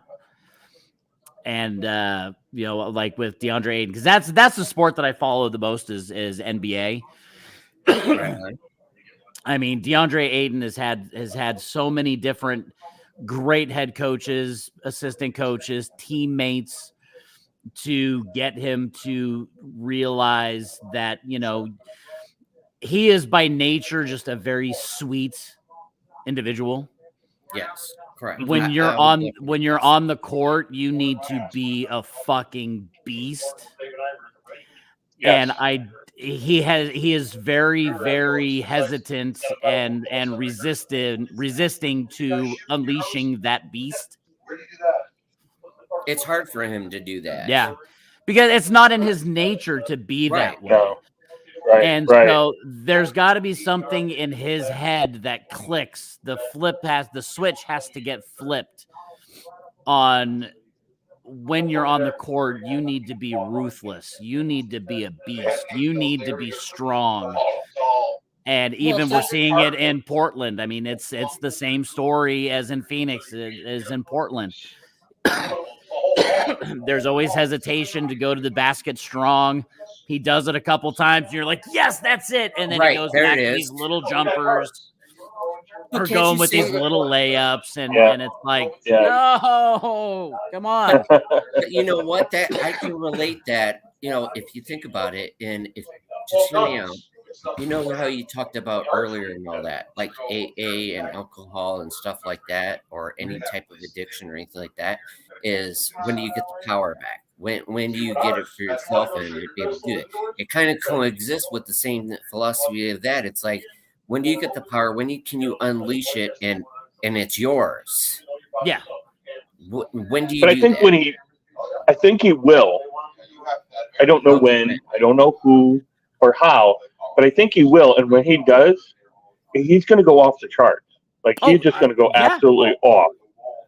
It's like anything in life. Once you get that boost of confidence, boom, to the moon. Yep.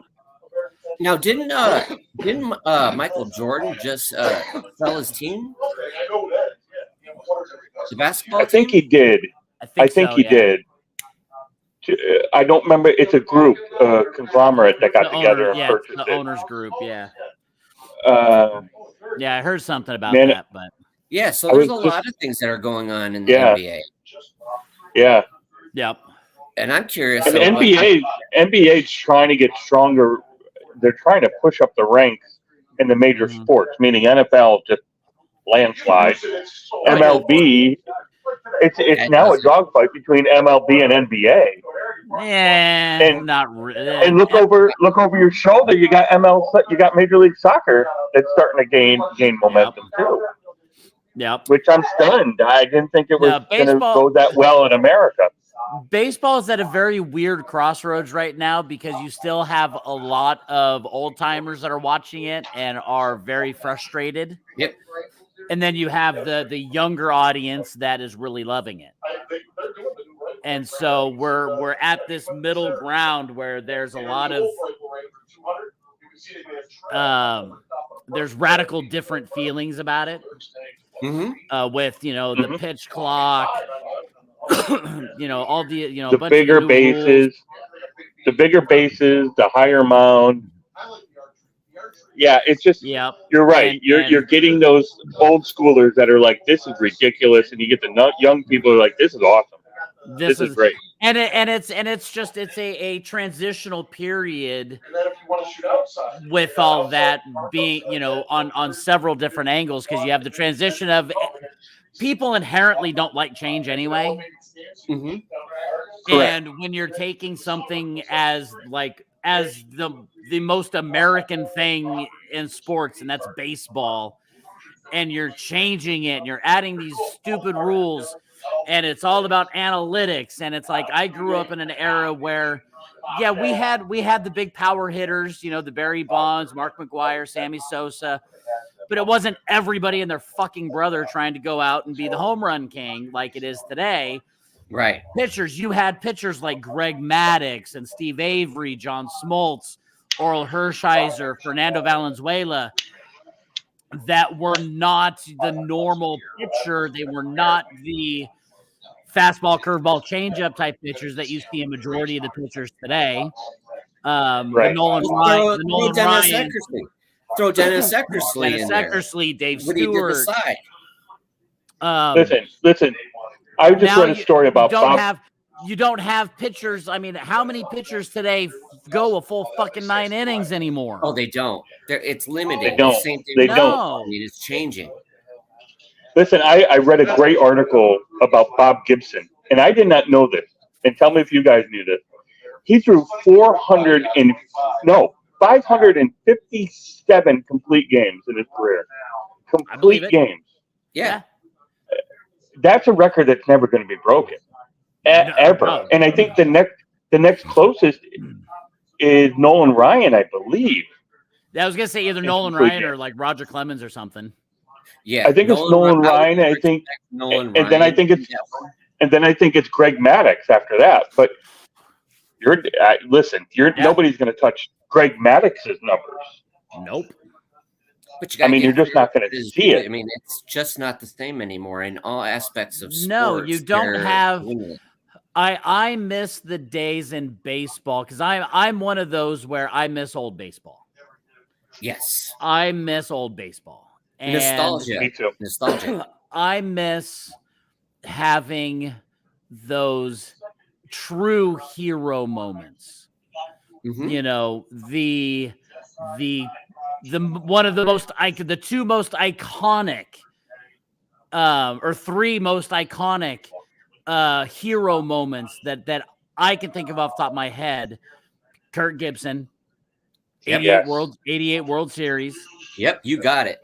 Nolan Ryan getting hit in the face. Yep. And finishing the game. Finishing the fucking game, and then Roger Clemens with the foot. Yeah, mine was like with the A's, Ricky Henderson. He was freaking.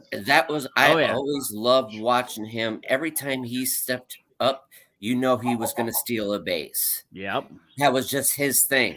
Yeah, and he was damn good at it. Then you had the Bash brothers.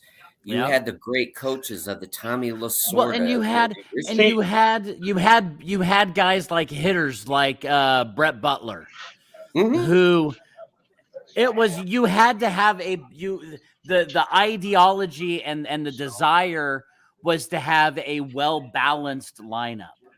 Yeah, you want to have those guys that I'm just slapping at it. I just want to get on base. I want to get on base. I want to get that stolen base. I want to get runners on for when my number, 3, 4, and 5 hitters come up that are the big guys. Pitchers that can pitch 9 innings, 150 pitches in a game, and have those true hero moments. And to me, like one of especially with baseball, for me, the nostalgia is those hero moments we don't have those hero moments, those true hero moments anymore. It's about everybody hitting the long ball and the bat flips and the staring down and which can be fun. But like I remember growing up and like Greg Maddux was my hero. Yeah. Oral Hershiser was my hero. I As loved Oral Hershiser. I played baseball as a kid for almost 10 years and I fashioned myself after Greg Maddux, where I think the fastest I ever threw was like maybe in the high 70s. But I threw a what I called a slurve because I never learned how to throw a true curve. Right. So it was like a curve slider combo thing. I threw a knuckleball. I was the only kid in Arizona that threw a fucking knuckleball. You know, it was using every different axis of that strike zone that I could. You don't have that kind of I don't have that kind of feeling anymore of a pitcher deep in the 8th inning and you've got bases loaded and there's 2 outs and you're up by 2 runs and you got to step up and you got to dig deep and get yourself out of that situation, or the Kirk Gibson type situation where you got to step up, and all of these, you have every single thing going against you and you rise above the moment and you become that true hero. To me, that's what really drew me into sports as a kid was, Oh, you're frozen again. I'm listening. Frozen again. Must be that damn cold weather. Well, one of the my big moments was Ron Guidry and his 19 strikeouts. The guy did you're that. Down by 2. Oh, there he is. He's back. He's back. I'm back. I'm back. Your camera froze. It must be the weather. Yep. Yeah. Stupid weather. But I was saying that my big moment was in early 80s, I think 78, 1980. Ron Guidry's 19 strikeouts, and he went into that game sick. I don't remember if it was a cold or a flu or whatever. The guy didn't have his stuff. He even said it. I didn't have my stuff. I just fought through and somehow came out of the game with 19 strikeouts. Yankees ended up winning, beating the Tigers, or Cleveland. I'm sorry, Cleveland. And Yankees ended up winning a game by 1 run. But Guidry, I only think he gave up 2 runs in that game, under the weather, and so came out of there with 19 strikeouts. I mean, that was a big moment as a kid and as a baseball fan. But they don't, like you said, you don't have that now. Or in basketball, hearing the stories of Michael Jordan and Kobe Bryant, having the flu, running 103, 104 temperatures, and they're playing their ass off, and they're rising above it and going, "This is what I do." They love it. And I can't let my team down. I can't let my fans down.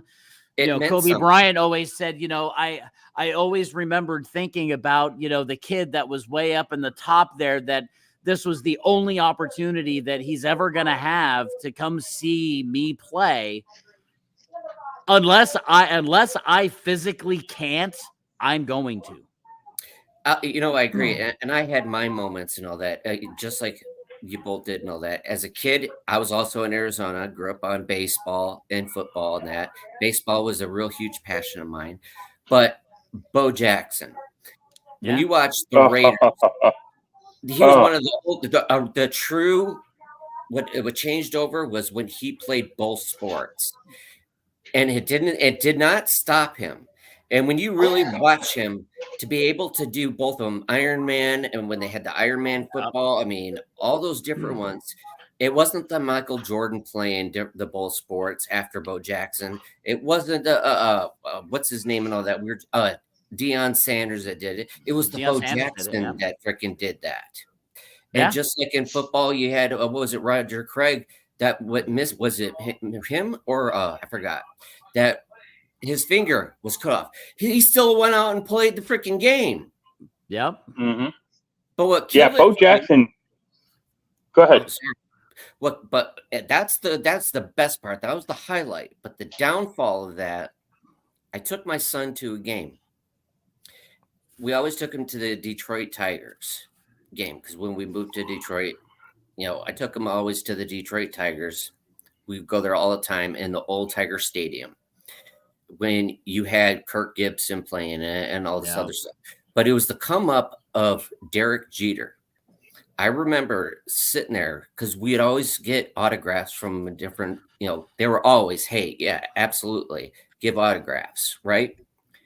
The first time Derek Jeter I took my son up there, and my son asked him for an autograph, said can't do it. Talk to my manager. Yeah. And the strike. I mean, that hurt my feelings because, as a father growing up and loving the sport, for the first time to hear someone say, oh, talk to my manager, I don't do autographs or it costs. Yeah. I lost it right there because looking in my son's eyes, he was torn apart. Yeah. Like, how do you do that? Now it's about money. And that's not what it was never like that. Yes, they got paid lots of money to do what they do, but it was always about the fans. Yeah. Yeah. Yeah. Yeah, my favorite growing up story about the Yankees. Albany used to house the minor league team, the Albany County Yankees, before they moved down to the island. But when I was a kid in high school, I had an opportunity to go to the barbecue locally, but I ended up I had a cold and I was sick and I couldn't go. But it turned out to be the people were hosting some of the Albany County Yankee players for barbecue, and at that barbecue was Derek Jeter, Andy Pettit. Oh, wow. I'm trying to remember the others that were there. I couldn't go. I didn't, and they were talking about hanging out with these guys and having a barbecue, and they were throwing the ball around and stuff like that. And then years later is when I heard the story of who was there, and I was like, "Son of a gun!" Of all the times to get sick, I could have, right? Just had a little catch with Andy Pettit and Derek Jeter in the game. Yeah. Wait, again, everybody well. has a story. They were great Yeah. stories. And when the baseball went on strike, that was hard for me. Yeah. Yeah. Yeah, that hurt. It Yeah, changed was the that game 90, of baseball. 90, 93, 94? Yeah. And that's when and baseball changed after that. It wasn't the same when they came back. No. And No. they lost a lot of support from their fans because of that. Well, and I think one positive thing with things like social media and internet versus back then, and I think this is one of the things that kind of hurt it, is now a lot more people in those organizations are very transparent and standing on their soapboxes talking about why things are happening. Mm-hmm. And so when you don't know why the players went on strike and why they're fighting for things, it makes it hard to support it because you're the only thing that goes through your mind is going, well, these people are just, what's the word I'm looking for? They are being selfish. They're being selfish and they're just wanting more money, and they're just wanting, they're already making, millions of dollars, if not hundreds of thousands of dollars, to play a sport, to play a game. How selfish are these people? But then when you in today's society, you hear about, well, because we're fighting to get more equalness because these organizations are making ridiculous amounts of money, and they're not improving the stadium and the facilities. They're not, our stadium compared to some of these other stadiums is garbage. Right. And so as a collective, we're fighting to improve some of these situations when we know that there's plenty of money to be able to do it. It's there was an example I wanted to I can't remember what it was now. I lost it.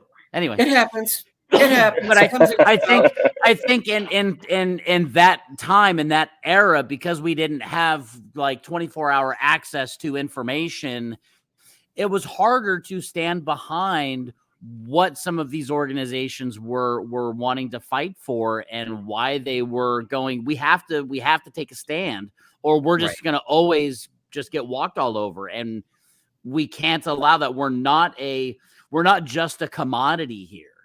Right. No, You you know, hit the nail on Right. the I think it was inevitable. I think that had to happen for Major League Baseball because MLB was absorbing a lot of that money from these teams. So I think it was Mhm. like as much as we hated it as fans, yeah, from an organizational standpoint, Jim said, was they had to defend themselves and as an organization, and part Yeah. of that as was taking care of their players union. That's why they have them. bringing in players, bringing in quality product to entertain their fans, and thus bringing more money in. So I think it was a perfect storm. The players weren't happy, the owners weren't happy, and Yeah. MLB was happier than a pig in shit because MLB was the one raking in all the bucks. Yeah. So But I as think yeah, if it didn't happen then, it was going to happen at some point in time Yeah. anyway. It just, Well, and I from a think fan's perspective, it sucked. It happened when it happened. especially as kids when you're watching it because you love Oh, the yeah. game of baseball. It's like, where did it go? Come on, Yeah. we loved it. Well, and I think that's also when you started, in the early 2000s, you really started seeing more players, not just the big name players, but I think you started seeing more and more players creating their own brands. Mhm. It was not, I mean, there was a time where it was all about the team. It was all about the team that you played for. And now you're seeing, yes, it's about the team that you play for, but it's also equally as important your own personal brand and Mm-hmm. getting your own deals and doing your own thing. I mean, we're seeing it popping out like wildfire now with all the different podcasts that are coming Oh, it's out, everywhere. Podcasts with are all the the biggest sports thing guys. going. And they're Yeah. doing it because they're treating their name as a brand, or their likeness as a brand, just as much as a team is promoting and supporting their team image as a brand, Yeah, Mm-hmm. no, And I totally you're right. it's Yeah, like they're you're totally right. it's like we're it's all of it. It's a perfect storm, but it's evolving. They're Yeah. evolving with the times and Yeah, adapting and to the that new times. on the note of the personal brand, it's also the boom where they started players started affiliating themselves with brands like Gatorade and Nike and those Yeah. guys. That's when that boom started taking off, and people, the big Nike Yeah. contract, Michael Jordan and Derek Yeah, and Jeter Michael and those Jordan guys. They were He stormed it. really started and spearheaded Yes, yes, he did. Nike. movement of endorsements, big dollar endorsements, and doing the Mhm. commercials, and there were a few that were doing it before, but I think Michael Jordan was the one who really kind of Oh, catapulted He broke it open. that Like, whole hey, side of the boom. business to the players. you remember? You remember his first big contract with Nike? Everybody was like, "Whoa!" Like Yeah. that's crazy. Just to wear Nike paraphernalia, he Yeah. got multi-millions of dollars, and Oh people were yeah. like turning their heads, like, "What in the world?" And so he's getting his MLB salary. He's getting his, Nike. Which Yeah. ballooned into to the Jordan logo. Which A Yeah. golf. He was into golf, and like, that blew up. yeah. Yeah. It was all over the place. Yeah. And then Everybody did. Tiger took that to the stratosphere. He just when Tiger, He's no, Yeah, I in mean, the he golf just world, skyrocketed. absolutely. Yeah. yeah. Yeah, there was and I'm not a golf guy at all. Which a lot of people get very upset with me about, considering I live in Arizona, which Arizona with is the golf. like the Yep. golf capital of the nation. But when Tiger came on the scene, it really added a young energy that really hadn't ever been seen before in golf. And then you add things like the Phoenix Open, where it is a rowdy tournament. I mean, it is not your Yes, sir. typical, please be Nope. quiet and everything else. I mean, it gets fucking rowdy. I've been to one, and wow, holy crap, what an experience that was. Holy shit. Oh, it is. It's a different experience. So, who the one guy that missed out on that whole thing, ironically, is Mike Tyson. Yeah. How did he miss out on that? I don't understand that. I think a large part of it had to do with he was still dealing with a lot of his personal garbage. Yeah, he was laid down for a little while. Yeah, I think and I think he still had some questionable people that were around him. And I don't think I don't think him or his camp, so to speak, were of a clear mind to kind of see the opportunities there. Well, there's like you said, there's a lot of negatives to that. You can see in the last couple of years now that he's coming back. He's late to the game, but he's in the game now, and kind of trying to turn his image around and be a source of encouragement to people that you can be fucked up and you can go through your shit and do stupid shit and still make it, and you can. There's still time. Yeah, absolutely. There's still time to turn your shit around and to see the light, so to speak. But doesn't that go with the whole story? Is everybody has a story, but just be the one to tell your story. Don't let someone else do it for you. Yep. We all got absolutely. That. Oh yeah, we all have.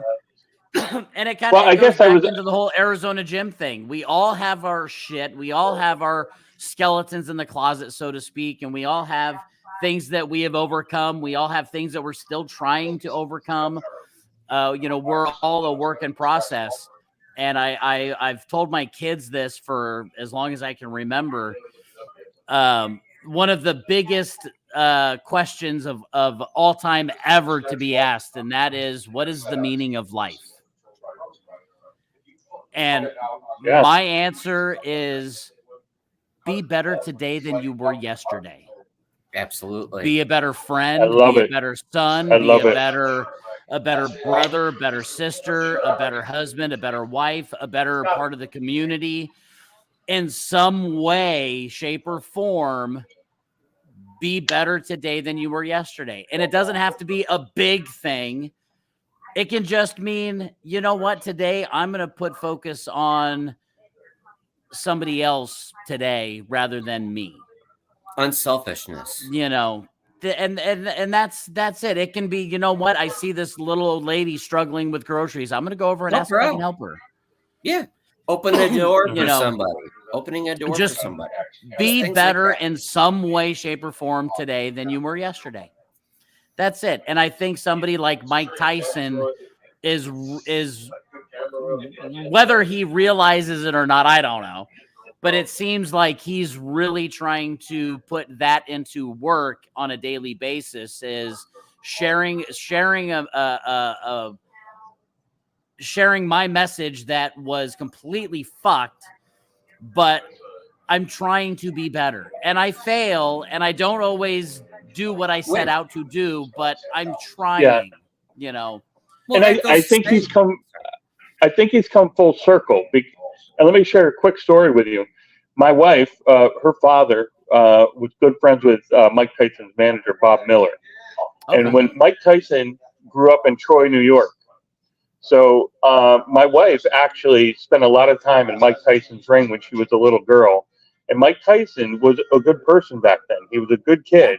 He worked hard. He was very focused. He was very, on the right path. And Troy's not a big city, relatively speaking, but there are some very questionable areas, and Mike Tyson grew up in those areas, and he was above that as a kid. And my wife always tells a story about Mike and her experience with Mike Tyson. He was very respectful.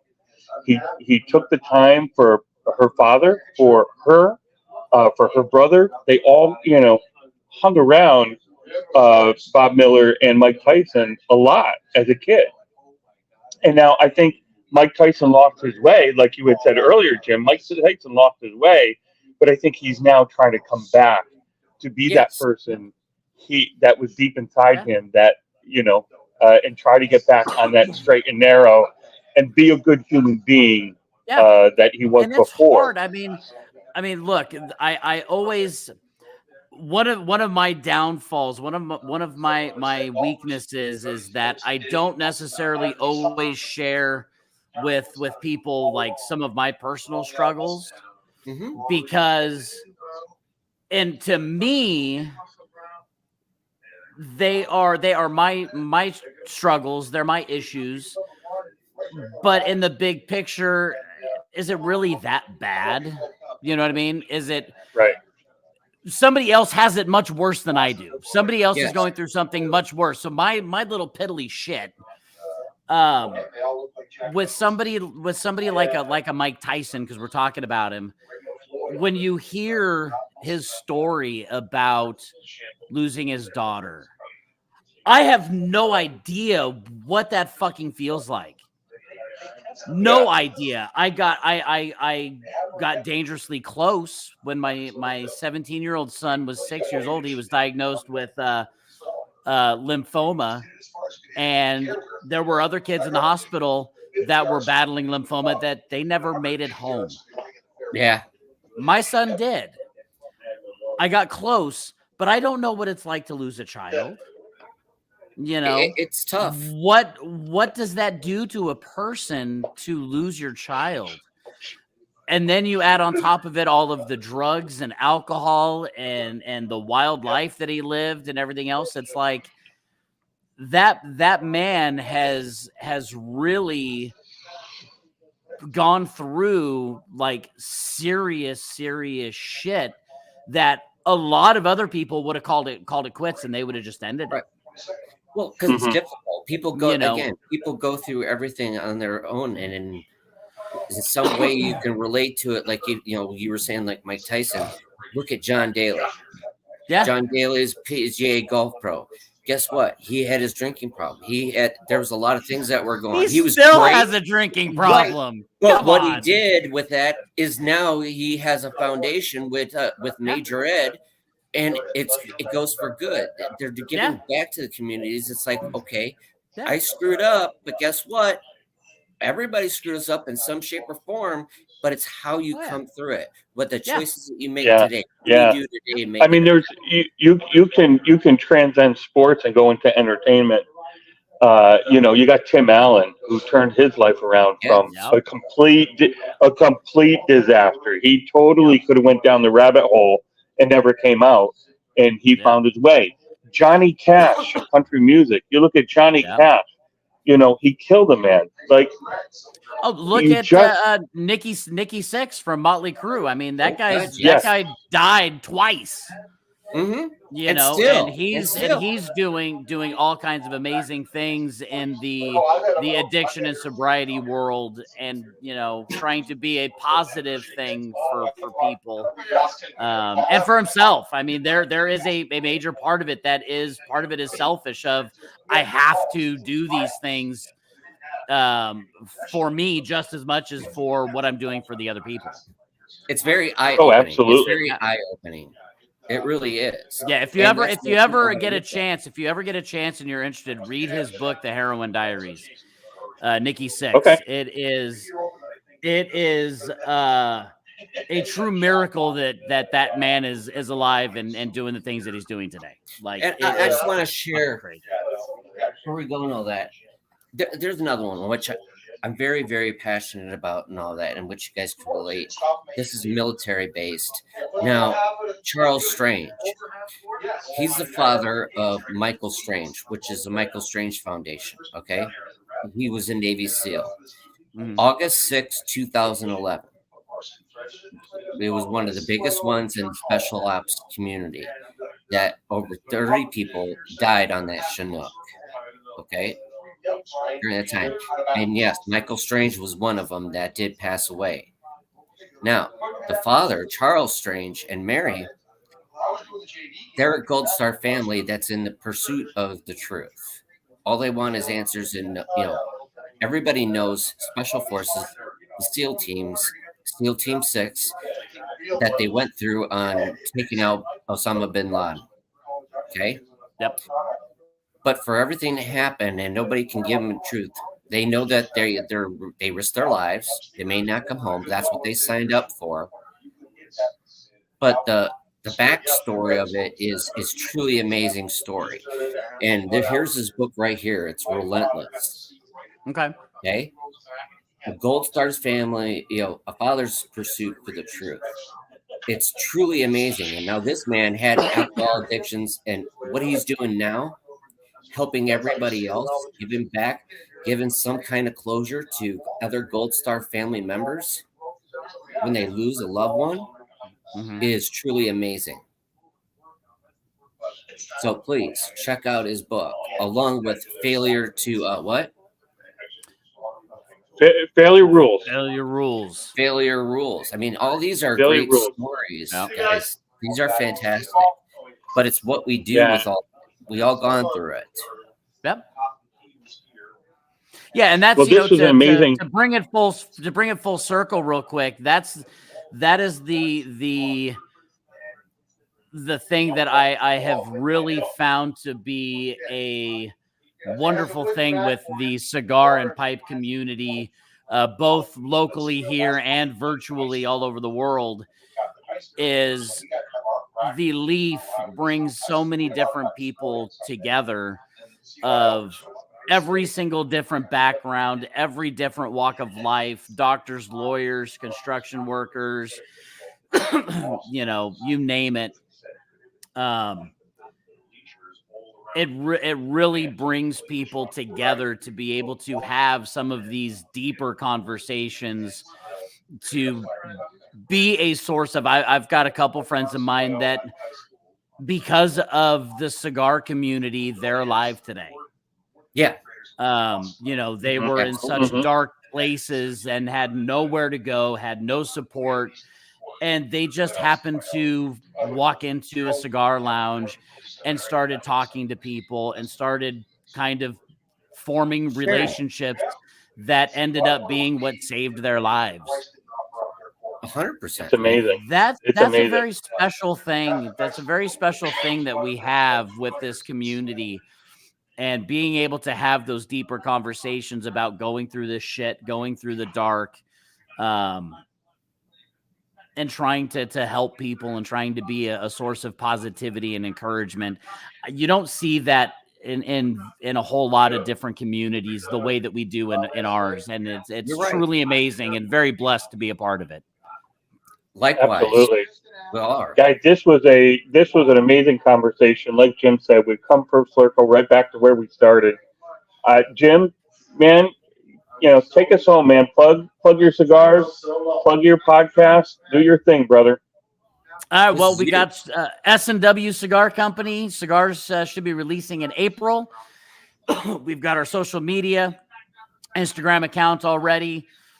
Starting to post some teaser stuff on there here soon. So keep a lookout over there. I've got my podcast that hopefully I will be getting going in February. Arizona Jim. It's a lifestyle podcast. It'll be available on all the major streaming platforms, and the video version over there on YouTube. Yeah, life's good. I love it, cool, bro. man. Very Good. cool. And I got my Sunday morning fuckery show, the live Instagram show that is highly inappropriate. So if you do have little ones listening, put in some earbuds. I do not take any responsibility for what your child may or may not hear. But it's a good time. It's good fun with me and Mark and Kate and whoever else joins in during the 2 hours. So that's all I got. I absolutely love it. Fantastic, man. Thank you so much. We appreciate you, brother. Thanks for having me on. This was a blast. It's always great chatting with you guys. Absolutely, man. I could have done this for another 2 hours. Oh, easy. Right? Easy. That's the best part. It starts flowing. It's that we built a bond and a foundation, and it goes back to number one, being your brothers and sisters' keeper. Yes. Looking out for one another. All right, brother. Thank you so much, Jim. And thank you Thank so you. Thank much, you, Tim. OG. Thank everybody for watching and all that. And on that note, you can take us out, Arizona Jim, tomorrow at what time? 9 a.m. Arizona time, 11 a.m. Arizona time? Eastern time. Yep. Well, you can find his show. Go to his morning shows on Sundays and check out his new cigars. Cannot wait. Thank you, brother. Thank you, Cannot wait. gentlemen. Thanks for having me God on, guys. bless. Love y'all. All right, guys. Love Be you. good. Later. All right, guys. We'll see you. Well, That was thank you awesome, so buddy. much, OG. Thank you so much. Oh, man. No, thank you, brother. This was a fantastic time. Always love talking to you and talking to Jim. Got to have him on again. Absolutely. I had so much more to talk about. Oh, well, was still in the box. After we get into live, we can sit there and have a better conversation, about even more conversation if you want. But no, All right, brother. I love all you guys. Thank you for joining and all that. And that is the True North Podcast, ladies and gentlemen. Me and my co-host, OG Cigar Tender. We're out. We're out.